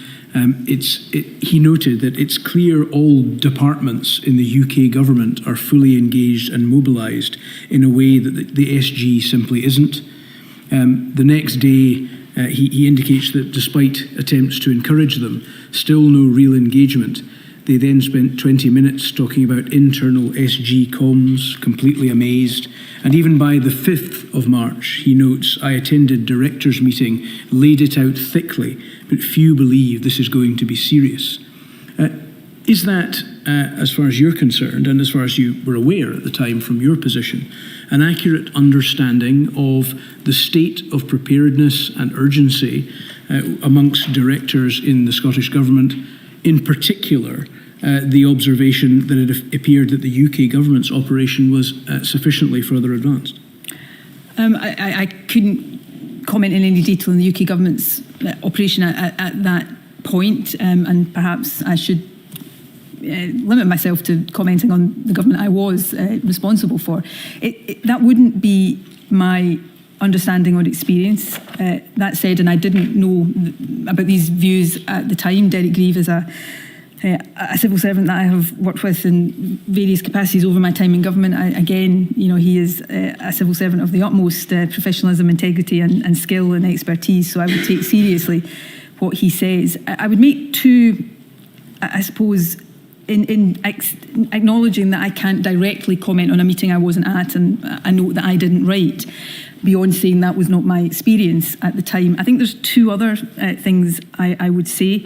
In preparing for today, it struck me that at a cabinet on, I think, the 10th of March 2020, I make some quite extensive comments about the fact that this is going to be a whole government, whole society challenge and not just a health, I'm paraphrasing. So clearly at that point, it was something I was certainly stressing, that it had to be something everybody saw as their business and their priority. The other comment I would make, which possibly is not fair to ascribe, and I'm not trying to ascribe it to Derek Grieve, but I remember at the start of swine flu, as Health Secretary, that I sense when you're in a crisis that is very much initially focused on health, it is absolutely all you're thinking about. And even people who are thinking about it a lot, but maybe not as much as you, there is a sense of frustration that they're not as seized of it as you might be. And of course, swine flu, thankfully, didn't progress beyond it being largely a health challenge in the way that COVID did. My recollection, my experience, my understanding is that there was certainly an increasing over that period realisation of how serious this was in the Scottish Government, but there was a realisation that this was something that was serious and that was going to affect everybody and every section of our society. Can we go to INQ 000238705, please?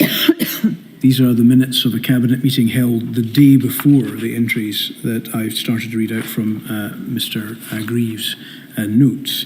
On the 25th of February 2020, you're noted as being in attendance. Can we go to paragraph 44, please? It says, under any other business, novel coronavirus, the First Minister informed Cabinet that later that day she will be chairing a further ministerial meeting in the Scottish Government Resilience Room to discuss Scotland's response to the global outbreak of the novel coronavirus, COVID-19, about which there will be a fuller discussion at the following week's meeting of the Cabinet. It would be particularly important to ensure that messages to the general public were as informative as possible and couched in appropriate language.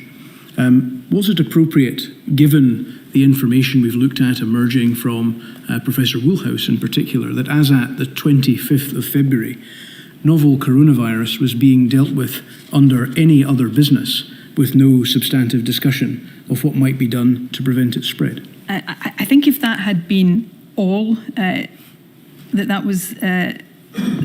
note was communicating, I would agree with you. But I was communicating the fact that later that day I was chairing a meeting of the Scottish Government Resilience Room. That was, forgive me, what date? The 25th of February. I started chairing those meetings in 28th, 29th, I think, of January, with one exception. When I'd been visiting flooded areas elsewhere in the Deputy First Minister chair, I chaired all of these meetings. This was a period where there was significant work ongoing.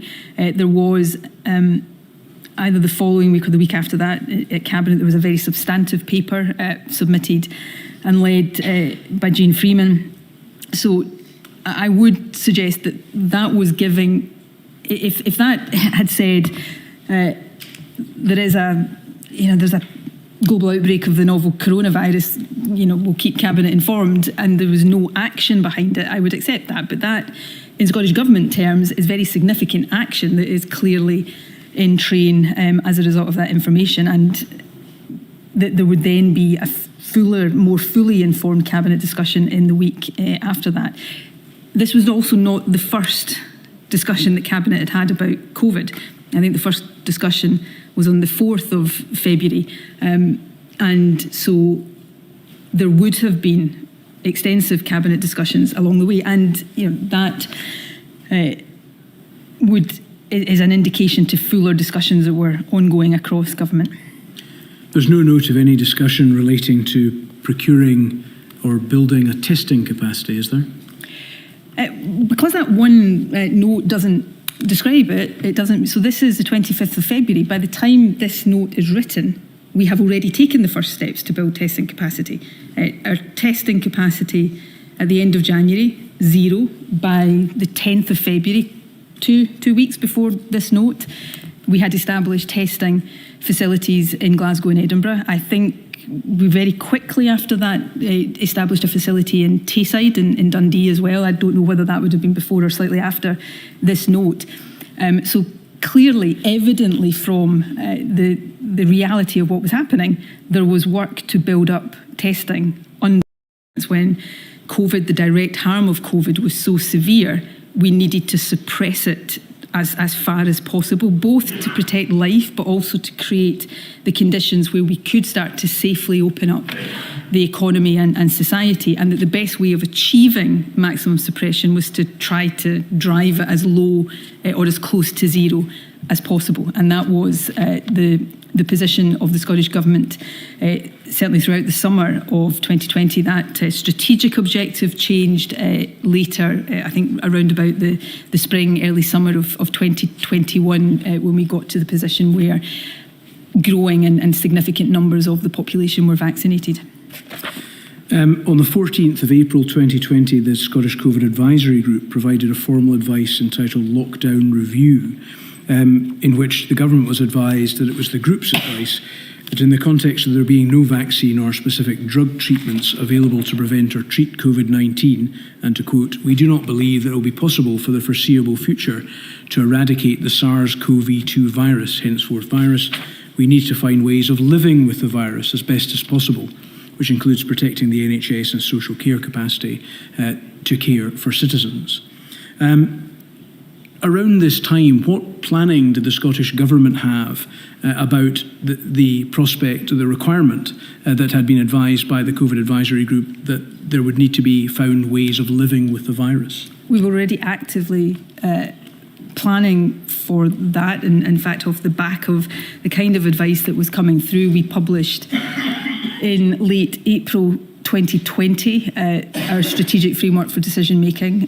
There were other publications with more detail on that through May, and then of course that I think on the 28th or later in May, round about that time, we published the route map for exiting lockdown, which set out different phases of lifting the restrictions and therefore opening up and starting to live with the virus while keeping it, to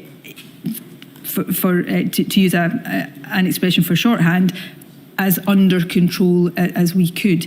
The word eradication appears in that advice. I just want to stress it was never, eradication and elimination mean very different things. In preparation for today, I came across the way I articulated the elimination strategy in a briefing, I think in June 2020, where I say explicitly, elimination is not eradication. It is about getting the virus to the lowest levels you can, which doesn't mean it has gone away and doesn't mean it won't rise again, but it gives us more confidence that we can keep it under control with surveillance, testing and contact tracing, and with targeted measures as opposed to blanket lockdowns. That's what was meant by it. It was a way of, all through this, we got it, including from the COVID Advisory Group and certainly from SAGE. As we came out of lockdown, we had to come out of it in a way that avoided the R number going above 1 again. And people will recall references across all the governments at the time to how much headroom we had, and therefore we had to open up in a phased way. And that's what we were trying to do. Open up, learn to live with the virus, but keep it under control so that it didn't take off again and start overwhelming us in the way that it had in previous, in the early stages. That was a very difficult balance to strike. It involved lots of judgments about what could open, what had to stay closed, what the phasing of that was, but that's what we were trying to achieve. Can I just check that we've got the note correct, because that is what I understood you to say. Did you say elimination and eradication are different things? Yes. Aren't they the same thing? No. In this sort of epidemiological, I think you will find comments from Gregor Smith and comments he's made. I came across one in a committee in the Scottish Parliament that we both appeared at. Eradication effectively means you get to a point where the disease has gone away and it's not a risk anymore.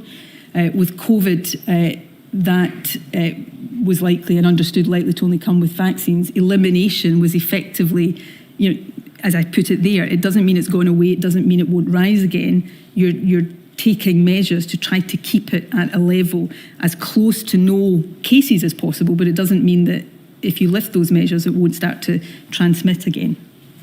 So in epidemiological terms, I'm not an expert on this. Other people can explain it much better than me. But it sounds like people are playing fast and loose with the language. But well, I was trying, obviously not as successfully as I hoped to. I read out a quote there from a briefing in June 2020, where I'm obviously being asked these very questions, and I start by saying elimination is not eradication. I didn't come to that conclusion myself. That was the expert advice. The expert advice that was being given to me. Language in this regard is, of course, important, Ms. Sturgeon, isn't it? Very much so, and I always tried to be as precise as I could in my language, hence explanations like that. I am not suggesting for a second I always succeeded. Because the language of zero COVID and elimination or eradication permeated the public's understanding of what the objective was, didn't it? In that we were trying to get to a point where we were suppressing the virus as much as possible. But the word suppression wasn't the word that was generally used by the Scottish Government at this time, was it? I believe, and it's my opinion, and others will take a different view, I think the level of understanding of the public at that time was very sophisticated, and I think there was an understanding of what was being talked about, what was meant. Language is really important, but sometimes, one of the things I think I was perhaps criticised for on the day of lockdown was calling it an effective lockdown. When the Prime Minister at the time didn't use the term lockdown, I took the view that we needed to communicate with people in language that they were using themselves, that they could understand, that we could then make sure was defined. So I think there was an understanding of what was meant by that we couldn't make COVID go away, but we could keep it at levels that wouldn't overwhelm us, get contact tracing and surveillance and testing back so that it was allowing us, as for much of 2020, from through the autumn of 2020 before the Alpha variant came, we managed to do through particular outbreaks, outbreak control, then the levels system that we used for a period. We were having a degree, not complete, but a degree of success in that, and that was only possible because we had got over the summer the virus to a sufficiently low level to allow those approaches to be successful. The language is important, Ms. Sturgeon, because the language of elimination or eradication rather than maximum suppression, which is a phrase you're using just now, gave people the impression that COVID was over, didn't it? I genuinely and very firmly don't believe that was the impression at any point in Scotland over that period. To be clear, I never used the term eradication. I was at pains when asked about it to be clear I wasn't talking about eradication. But I don't believe that was the view in Scotland over well, Ms. Sturgeon, you know perfectly well that people jumped on planes to Spain and this caused the second wave.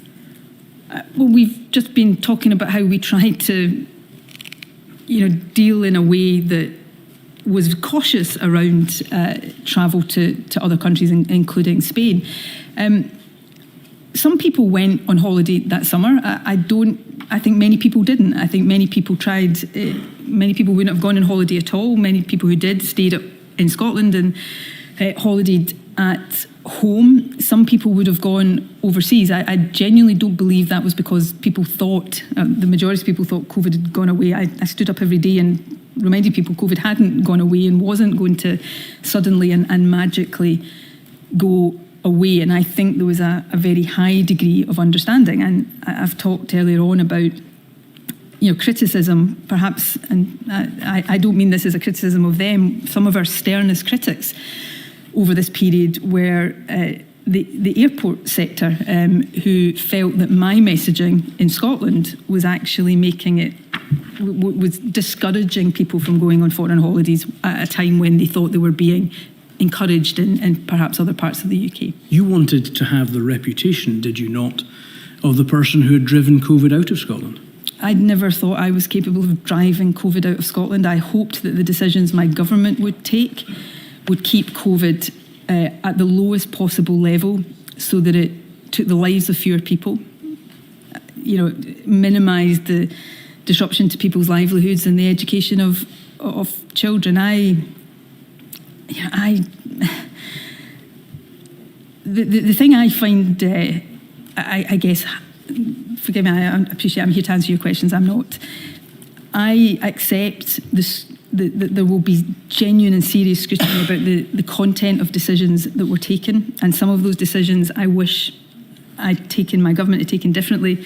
Some I think were right. My motives in this were only ever about trying to do the right thing to minimise the overall harm that the virus was doing. The toll it took in Scotland, as in other parts of the UK, was far too high, so I didn't do that as successfully as I wish had been able to.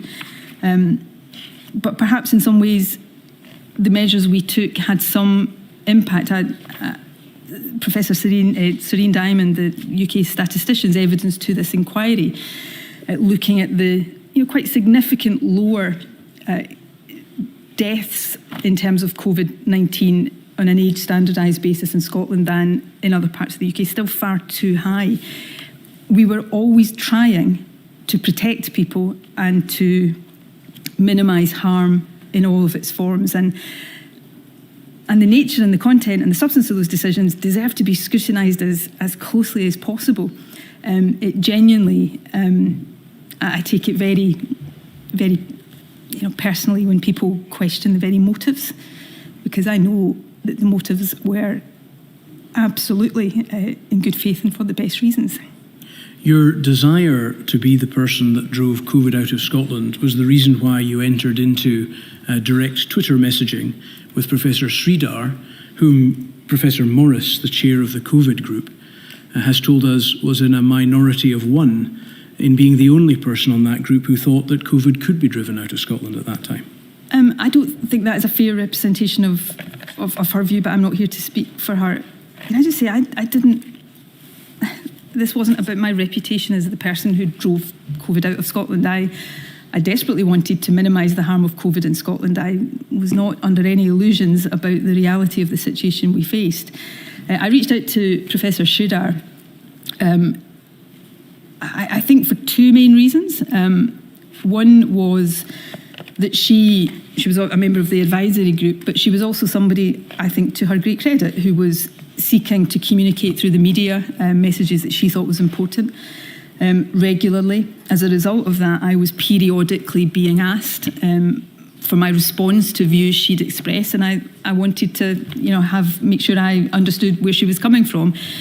She was also, I knew, very plugged into the responses in different countries. I think she had connections into the WHO, the government of New York at the time, and other countries. And I was at that stage, I just wanted to understand as much as I could about the pandemic, about other countries' approaches. It was part of a process of me just trying to make sure I wasn't missing anything, I wasn't overlooking anything, and that while I wasn't trying to elevate one voice over others, I was wanting to make sure that if she was a minority voice, that I wasn't losing a different perspective, that I was able to hear that it wasn't being lost in the consensus, that I was able to hear the diversity of views. And again, the motives were only, whatever mistakes and misjudgments I might have made, the motives were only about trying to equip myself as well as I could to do the job that I was in the position of having to do. Your messages with her demonstrate a coordination of the two of yours media strategy.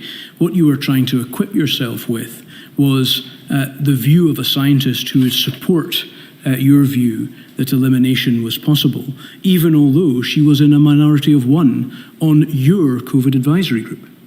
I don't believe that the messages, whatever the impression the messages might give, I know there was no coordination of media strategy. My media strategy was fairly obvious and well established. She was speaking in the media generally. There was an alignment.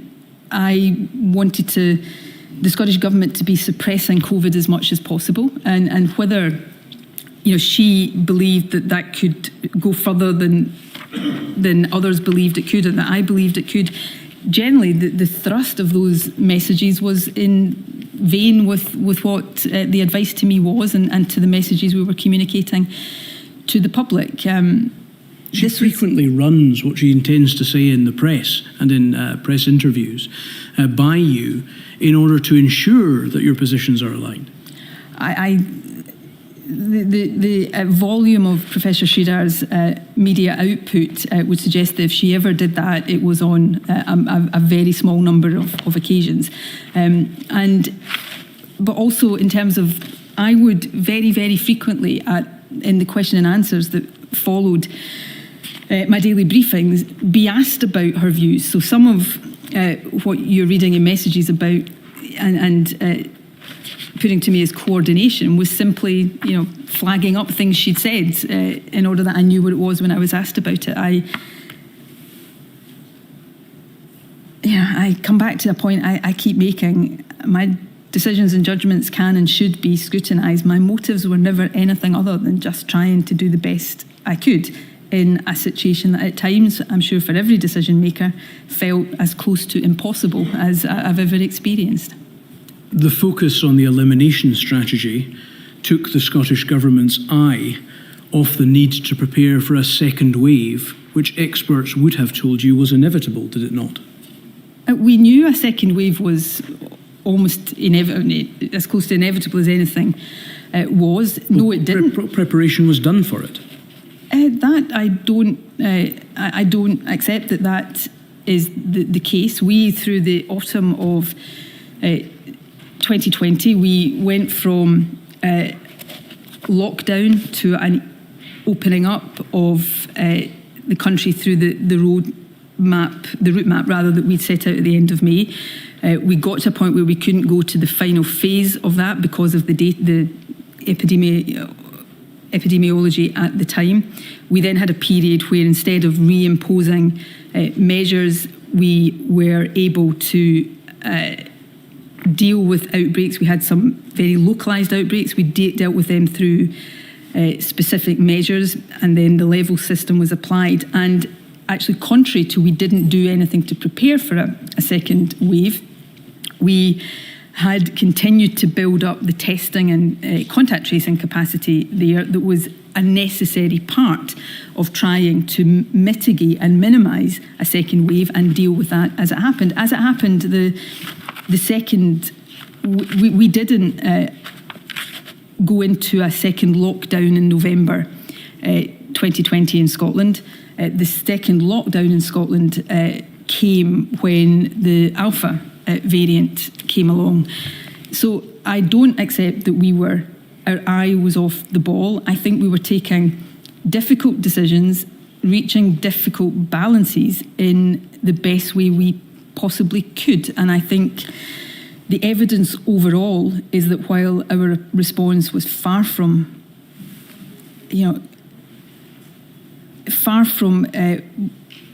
avoiding all of the horrible, horrendous harm that was done, I would say an assessment of the outcomes overall suggests that while our approach was far from perfect, it actually managed to mitigate some harm that perhaps wasn't mitigated in some other places.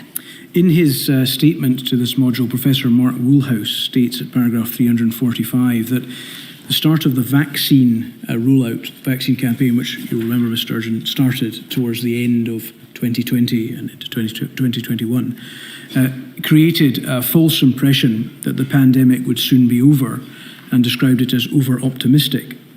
Professor Sridhar, when we looked at your direct messages with her, when I asked her why the messages had stopped at the end of 2020, gave the answer that when the vaccine arrived, input of the nature that I had been providing with regard to fighting the virus was no longer necessary. Was it your view and that of the Scottish Government that the pandemic would soon be over as a result of the arrival of the vaccine? No. The pandemic is, we're no longer in a pandemic, but people are dying from COVID every week as we speak. Last year, I think 2,000 people died of COVID.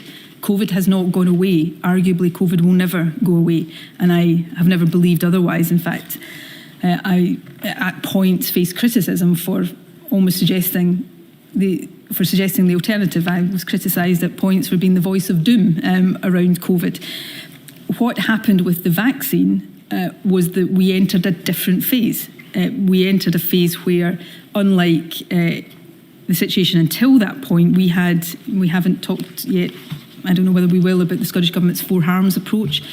We had no way of mitigating harm one, which was the direct health impact of COVID. So we had to, albeit trying to minimise harm overall, we had to have a particular focus on reducing harm one and harm two to some extent as well. When the vaccine came along, we had a way of mitigating harm one without restrictions, which allowed us then to rebalance towards harms 3 and 4. So we entered a very different phase of the pandemic because of the impact of vaccination, and that's why across all of the 4 nations we put such a great emphasis on, as fast as possible, a rollout of the vaccination campaign. Could I ask you to have a look, please, at INQ 000334792?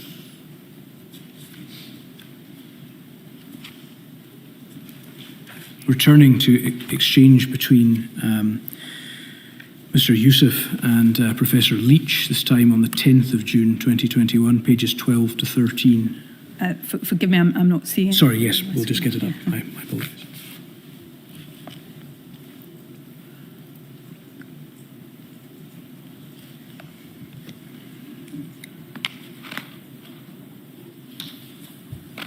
So again, this is an exchange in June of 2021. You may recall, Ms. Sturgeon, that which we looked at this with the current First Minister, one of the characteristics of the fight against the virus in 2021 was that there were a number of large events which ran the risk of spreading the virus, and decisions needed to be taken around whether those should be allowed to go ahead or not. This was a discussion in particular around the decision making with regard to the possibility of cancelling a fan zone which had been put together for the Euros in Glasgow, which it was eventually allowed to go ahead. And the exchange says at 11:45, Professor Leach says, and still it goes on, FM wants more advice. Her instinct says cancel fan zone. Her office will write back, which Ken is writing to ask for more, and then Ken will gather legal, etc. to reply. Mr. Youssef says, yes, she messaged me this morning, wants more detail from GCC around costs involved if we cancel. And then there's some discussion around how much it would cost. £6 million is mentioned.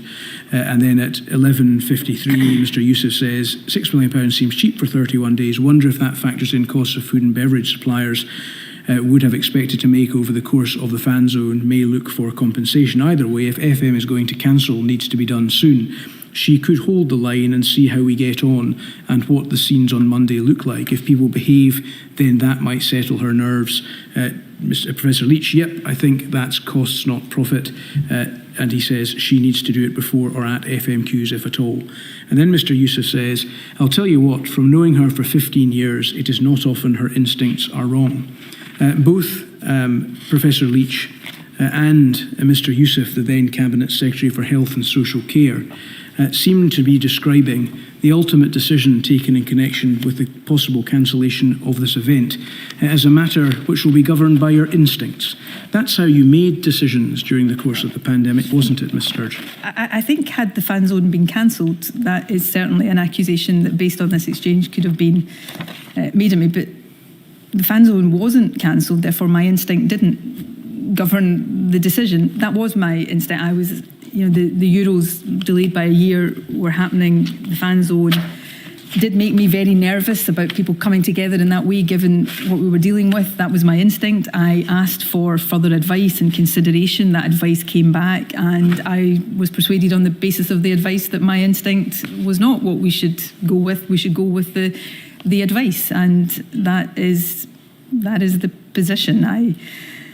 You have in managing a situation like this, you have instincts about what's sensible and what's not sensible in a whole host of things. If I had made decisions purely on the basis of that, then that would have been deeply misguided. But I didn't. I had an instinct. I probed the question. I asked for advice through proper channels.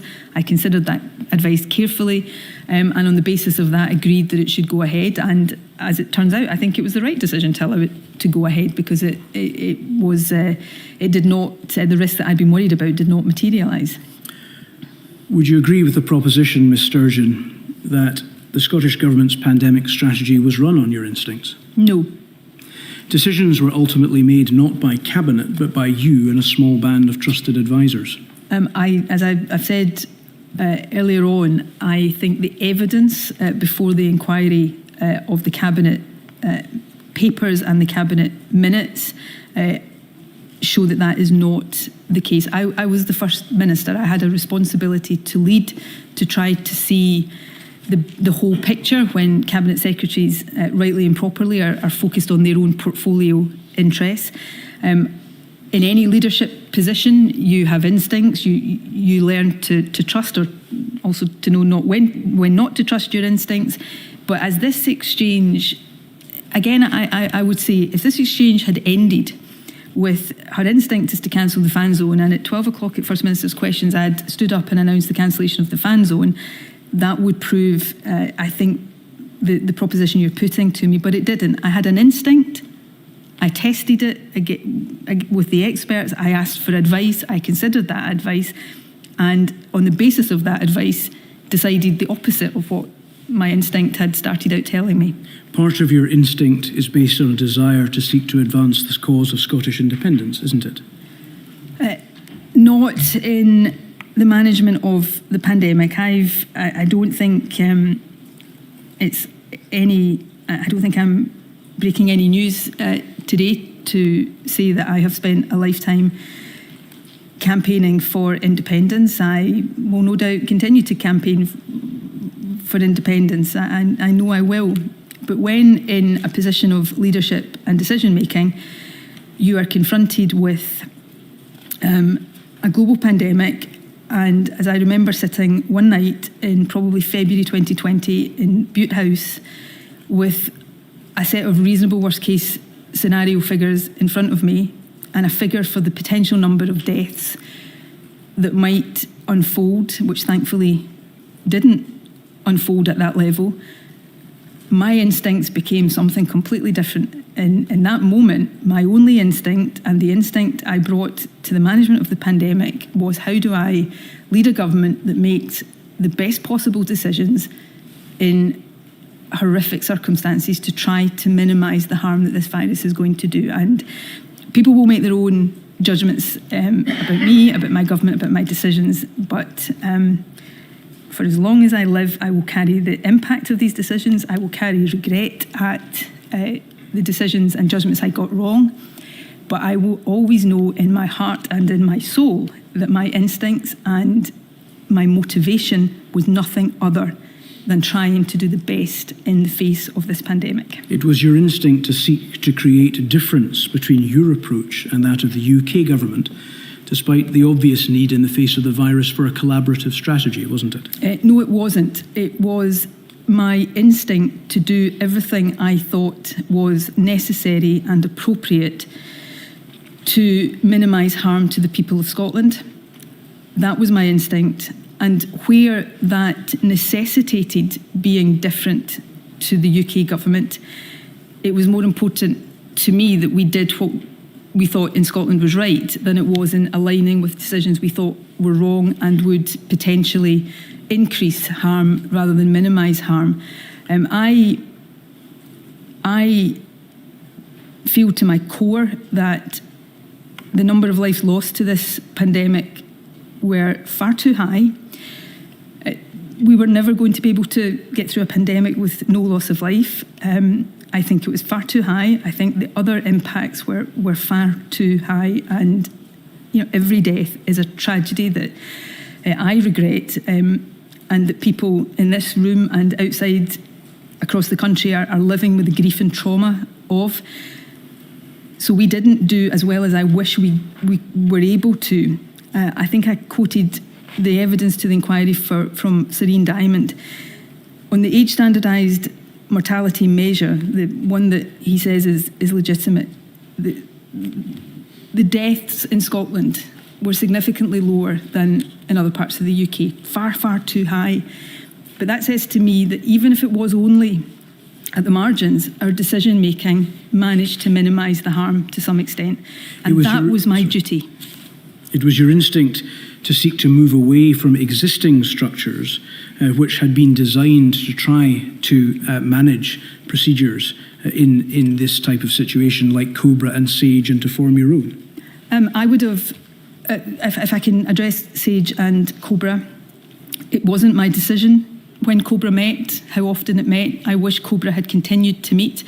The Prime Minister at the time decided not to have COBRA meetings. I wasn't able to convene COBRA meetings at my own hand, and so I am not responsible for the frequency of COBRA meetings. SAGE, I thought SAGE did a very good job during the pandemic. At the outset of the pandemic, I thought the quality of advice coming from SAGE was very high.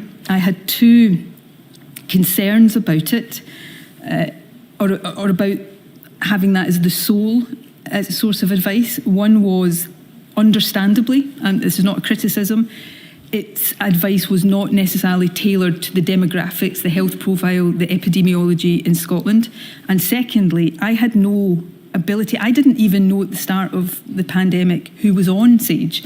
I had no ability as a First Minister to speak directly to people on SAGE, to ask them questions, to deepen my understanding. So I asked for an advisory group to be established in Scotland, not to replace SAGE, but to help fill those gaps. SAGE and the advisory group, through, and put on record my deep thanks to Andrew Morris, who chaired the advisory group, it established reciprocity. So Andrew became a member of SAGE, papers were shared. It was not seeking to replace SAGE, it was augmenting and supplementing SAGE, so that I felt the functions that SAGE wasn't able to perform for the Scottish Government were delivered in that way. It was your instinct to be seen to be following a different path from the UK Government, and to seek to get your word in public first, wasn't it? No. It was your instinct to keep decision-making secret, and as regards the way that decisions were ultimately reached, the process by which they were made, recorded and retained? No. I think delivered more than 250 public addresses over the course of the pandemic, where I answered. People will judge the quality of my answers in the way that they want, but answered questions. I didn't take one or two questions. I answered every question that came to me. I sought at every stage to be open, to be transparent, to level with the public about the complexity of this, the difficulties, the almost impossible balances we were trying to strike, and what we were taking into account in coming to the decisions we were coming to. It was your instinct to think that you knew best, rendering the published strategies of the government and the apparent advisory structures around you nothing more than, to use Mark Woolhouse's words, rhetoric. Absolutely not. We implemented the strategies of the government to the extent that the virus allowed us to. We changed and adapted them in line with how the virus was operating. I was reviewing some of the minutes of the COVID advisory group last night in preparation for today, and the minutes frequently have the Scottish Government officials reporting about how highly I valued the advice of the group, and them saying how much they valued the opportunities through the deep dives for us to speak together and for me to ask them questions and for them to be able to help. I was assisted. I did not know best. That's why I sought to take advice from as broad a range of people as I could. It's why I reached out to people like Professor Schridar. It's why I read everything I could get my hands on. I did not know best. And I was assisted at every step by, first-class clinical and medical and scientific advisors, by senior civil servants, principally in the Scottish Government, but let me put on record that was the case on the part of many people in the UK Government, people like Chris Whitty and Patrick Vallance, Jonathan Van Tam, people who were, hugely helpful to me and to the Scottish Government and advisors. And I would not have been able to get through the task I had without their advice and expertise that I benefited from on a daily basis. It was your instinct to seek to portray yourself as open and honest with the public, but at the same time to keep from them important elements of the management, such as the Nike conference, care home deaths, and the advice around the rugby, which allowed COVID into Scotland in the first place. I am not sure that last statement would be established by facts, but I stand to be corrected. The Public Health Scotland genomic survey study that was done later in 2020 that looked at the different ways in which COVID came into Scotland. I don't think it would be reasonable to draw from that the statement that the rugby brought the virus into Scotland, but I stand to be corrected on that if I am wrong. I've tried to be I've tried to explain as fully as I can the decision making around Nike.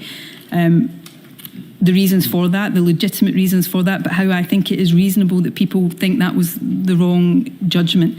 I keep saying there are thousands upon thousands upon thousands of pages of cabinet papers and cabinet minutes that set out, if that was all that was available on the record, sets out a comprehensive, full and detailed explanation of the decisions we reached, the choices we faced and the reasons that drove our decision making.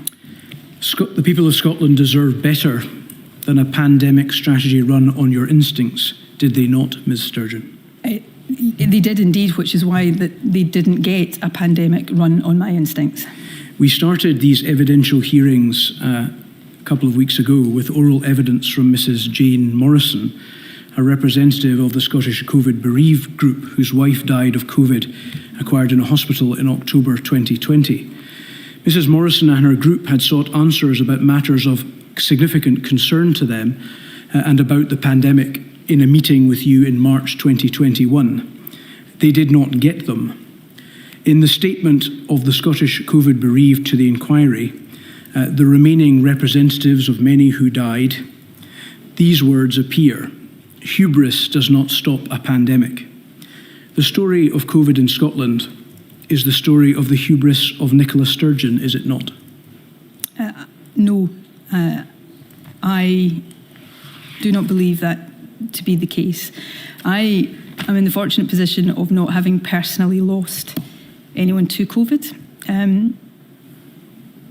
I wish with every fibre of my being that the decisions my government have been able to take could have reduced the number of people in Scotland today who did lose someone to COVID. And I am deeply sorry to each and every bereaved person and each and every person who suffered in other ways. I did my best, my government did our best, and people will judge that. But I know that every day I tried my best and those working with me tried our best to steer this country through the COVID pandemic in the best way we could. Thank you, Ms Sturgeon. I have no further questions. There are some questions from Scottish. I think Mr McCaffrey has some questions.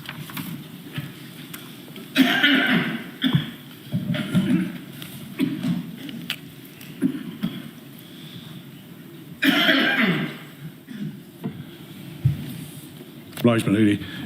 Ms Sturgeon, I'm instructed by Amar Anwar and Company on behalf of Scottish COVID bereaved. With reference to your statement, which is found at INQ 000339033, and your evidence this morning that you wish to deepen your knowledge about the virus, I'd like to take you to paragraph 149, subparagraph B of that statement, and this relates to you inquiring as to the possibility of asymptomatic transmission. You'll see there that it says, whether COVID-19 could be spread person to person asymptomatically, the initial advice I received was that asymptomatic transmission was not possible. My private office replied on my behalf and at my request with the following query. First Minister read information online in the last 24 hours, including references to an article in yesterday's Lancet, suggesting the opposite of this.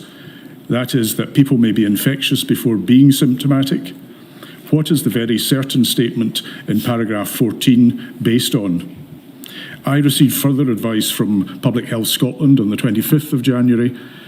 This included the following extracts.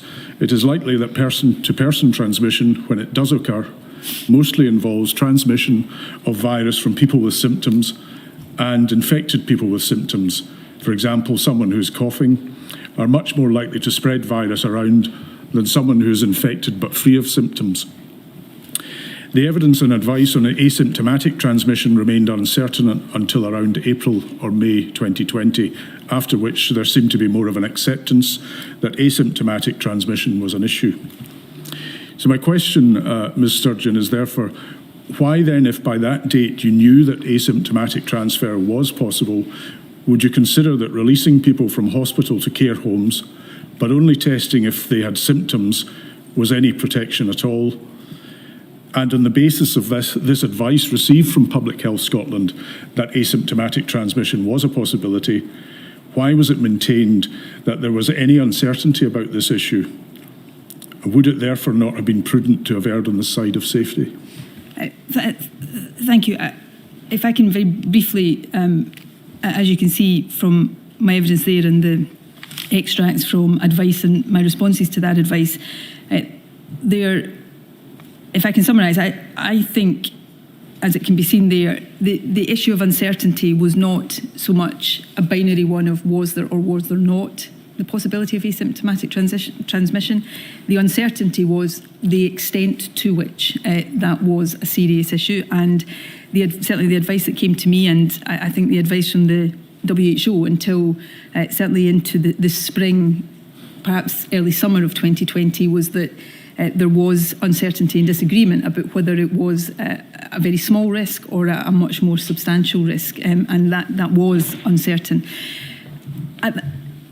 However, notwithstanding uncertainty around asymptomatic transmission, what there also was, and certainly an advice that came to the Scottish Government, was an uncertainty about the reliability of testing in people who either were asymptomatic or pre-symptomatic. So there was a concern, and it wasn't a suggestion that testing was not important, but there was a concern. And this was a concern that was still being expressed to the Scottish Government when, in April, when the Cabinet Secretary changed the position to testing of all admissions from care homes, from hospitals to care homes. There was a concern that testing on its own could give rise to false assurance. Somebody who tested negative may still have the virus if they were asymptomatic. That is why the early advice around care homes focused very much on isolation and keeping people separate. And notwithstanding the limited availability of the testing at the time, there was a concern that testing on its own would not be sufficient to guard against those risks. On care homes in particular, I think there are very serious issues for all of us to reflect on here. Testing is undoubtedly a significant part of that. Discharges from hospitals in particular are a very serious part of that. And I'm not shying away from that. But I also think there are other issues around care homes, and all of which the Scottish Government has to take responsibility for, that we mustn't lose sight of in a focus only on testing. The report that Public Health Scotland did later in 2020 about discharges from hospital showed that almost all care homes in Scotland over that period from March through to May had discharges from hospital, but only a third of those care homes had an outbreak of COVID or had residents who died from COVID. So that suggests that yes, discharges and the circumstances of discharges must be looked at seriously. But that would suggest, and the number of deaths were very heavily concentrated in relatively small numbers of care homes. So there are other issues, I think, that we need to probe very, very seriously around the structure and the size of the care home sector, the resources and the regulation in care homes. These are all profoundly important issues. Testing is a significant and important part of that, but my view is that there are other aspects of that we must also make sure we consider in the course of a fuller examination around the situation in care homes. Well, that just goes back to the latter part of the question, that with all that uncertainty and the lack of capacity in testing, would it not have been prudent to err on the side of safety and not discharge to care homes? When we were in the early part of the pandemic, and I'm talking here about late February into March 2020, the objective was where somebody didn't have the medical need to be in hospital, it was better for them to be discharged. I mean, that is genuinely true at all times, but we were watching on television in countries like Italy, hospitals filling up with COVID patients. So yes, we wanted to make sure we had available capacity in our hospitals to deal with people who needed hospital treatment, but there was also a concern that hospitals would not have been safe in terms of the virus for vulnerable people who didn't need to be in hospital. I do not think we got everything right around care homes, and I deeply regret that. But I also know that it wasn't the case that we didn't think about the best way to try to protect people in care homes.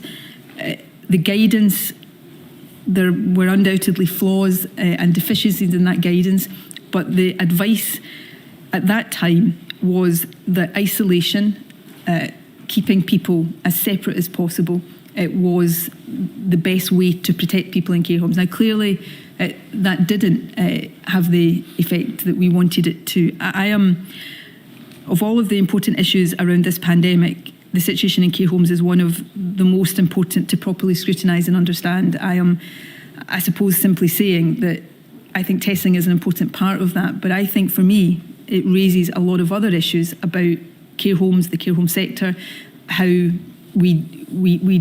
ways in which we sought to protect people and the effectiveness of that. And I think it is in the interest, and it's a duty to those who are bereaved, who have lost people in care homes, that we do understand that in the fullest possible way. Thank you. Could I maybe ask you just to try and keep your responses as short as possible? Obviously, we're limited in time, and we want to get through as many questions as we can. Moving on to document reference INQ 000370312, and that should come up on screen at page 4 of that document. Didn't your inquiries at the end of January, when Public Health Scotland explained that asymptomatic transfer could occur in response to your question about it, mean that you did indeed know about asymptomatic transfer at the relevant time? So the phrase quoted there that we see on screen, "and we didn't know what we know now about asymptomatic transmission," was in fact incorrect? No, I perhaps it's not as fully expressed there as I've had the opportunity to do to you today. If you go back to the statement you showed me a moment ago, it was actually me who first queried a briefing saying, I don't think it is right to say that asymptomatic transmission cannot happen. So it wasn't that we didn't know asymptomatic transmission couldn't happen, but we didn't know at the outset what we came to know, that it was potentially a significant driver. The response that came back to me from Health Protection Scotland, as it was then, still was saying they thought it was overwhelmingly likely that it was people with symptoms who would transmit. So we didn't know everything we came to know about asymptomatic transmission when I made that statement, but that's not the same thing as saying we didn't know anything about it. Were you aware of any recommendations made by Scottish Care in March 2020 in relation to the need for robust clinical assessment and testing of residents entering care homes, both from the community and acute NHS settings? And if so, how did this affect your decision making?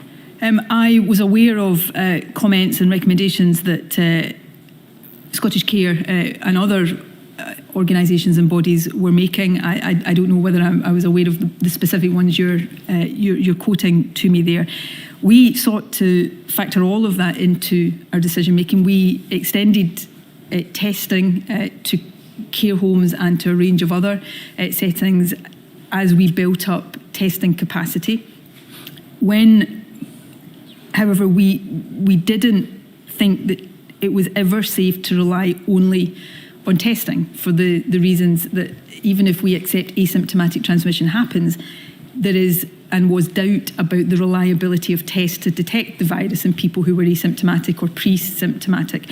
When I was preparing for today's session, on the day, I think the 21st of April, when Jean Freeman made the statement in Parliament extending testing to all admissions from hospital to care homes, the advice that was still coming to us at that point was sceptical about testing and a concern that it would take away a focus on isolation and other infection prevention. And so we factored all of this into our decision making, and on this, as on other things, tried to make the best decisions that we could in the circumstances we were in at the time. Were you aware of recommendations made in April 2020 to the Scottish Government in relation to the restriction on visiting care homes being increasingly disproportionate and failing to meet the pastoral needs and care needs of individuals, and the traumatic effect this was having on families? And if so, how did this affect your decision-making process? In my experience and recollection, the issue of care home visiting was one of the most difficult because I was aware of the increasing distress and trauma both to care home residents and to their loved ones of restrictions on visiting. And that was an issue on which we were always trying to strike a balance between opening up and allowing much more flexibility in terms of visiting, but trying to guard against infection being in homes. I don't think we got that right, possibly at all, but it was not because we didn't care. It was not because we didn't try to get that right. And I have had in the past, I have at the moment, relatives in care homes myself. I understand, or I think I can understand how awful that would have been for any family with a loved one in a care home at that time. And when the United Kingdom government changed its policy in relation to care home testing on the 15th of April 2020, why did that not cause the Scottish Government to consider its position or review it? We were considering and reviewing our position at that time. I think I'm getting the date right, that on the 21st of April, Jean Freeman announced a range of different things, including care home testing. So our position was under a constant, ongoing review and assessment at that time. It is clear from the necessity of setting up the nosocomial review group in May 2020 that the Scottish Government realised that hospital-acquired infection was a particular risk. Can you explain why it was decided to set up this body early in the pandemic? Because we understood, both from the emergent experience in COVID, but also from wider experience around hospital infection, the particular risks of nosocomial infection in hospitals, and we were seeking to make sure that on an ongoing basis there was expert advice and consideration given to how those risks could be reduced in hospitals. Just going back to your statement, which I didn't take you to again, we looked at the beginning of questioning. In paragraph 455, you refer to the advice at that time was that the limitations of PCR testing for asymptomatic and pre-symptomatic cases may result in false assurance, and therefore the focus should be on infection prevention and control measures. Further, that the fact that there was limited availability of testing capacity in March 2020 and the World Health Organization guidance at the time was clear that testing all hospital discharges was not the best use of available capacity while it was still being expanded. And yet very frail people with complex needs were being moved in circumstances where you were aware of the problems of asymptomatic transfer, pre-symptomatic transfer, and the problems of false assurance. Why, therefore, was it considered in all these circumstances safer to move them at all? And would you have taken the same decision again, knowing what you know now? And if not, what would you have done differently and why? I would desperately try to find ways of managing the situation of elderly people in hospital who didn't have a medical need to be in hospital differently, that would have if not prevented, because in the face of what we were dealing with, I'm not sure prevention absolutely would ever have been possible, but to mitigate and minimise beyond what happened in reality. I would do everything in my power, and I wish I could turn the clock back and do different things that would have reduced the loss of life in care homes. But it wouldn't have changed a situation where leaving people in hospitals would not have been an option that was without risk. There was nosocomial infection in hospital. There were COVID patients in hospital. We didn't, thankfully, face the overwhelming of hospitals in the way that had been seen in other countries at the start of the pandemic. But hospitals would not have been a risk-free environment for vulnerable people either, and that's the context in which these decisions had to be made. And I desperately wish we could have had the ability to do things in a way that didn't result in the outcome that did materialise. And wouldn't the retention of those patients in hospital have been the best place to meet their medical needs rather than discharging them to care homes where they were putting other vulnerable people in harm's way? Anybody who had a medical need to be in hospital should have been in hospital. We were talking about discharge of people who didn't have a medical need to be in hospital, and discharge to their own home or to a care home was considered to be was considered to be better than keeping them in a hospital environment that in itself would not have been without risk of COVID transmission. That was the advice at the time. These were the judgments that were made at the time. And yes, I think it would have been, I wish we had been able to introduce testing earlier, more comprehensively. But I don't think that in and of itself would have removed the risks of care home admission. And that's why I'm saying I think there are a variety of other issues that also need to be properly considered in terms of the circumstances of discharge to care homes. But I don't think I can sit here and say that keeping people in hospital would have been without risks, or certainly that at that time would not have seemed to me to be the situation. One final question, Ms. Sturgeon. Were there any discussions about what would happen if the criminal trial of the former First Minister Alex Salmond was still ongoing at the time of lockdown? And did the fact that it was have any effect of the timing of the lockdown being put in place in Scotland? No. Thank you, my lady. Those are my questions. Thank you, Mr. McCaffrey. That completes the evidence for today. Yes, thank you, my lady. Thank you very much, Sturgeon, I don't know if I can guarantee that we won't be calling upon you again, but I know we've already called upon you twice, but it's probably unlikely, but thank you anyway for your help today. I notice some members of the public gallery are distressed. Please don't forget there is support available if you need it. Very well, 10 o'clock tomorrow, please. Thank you, my lady.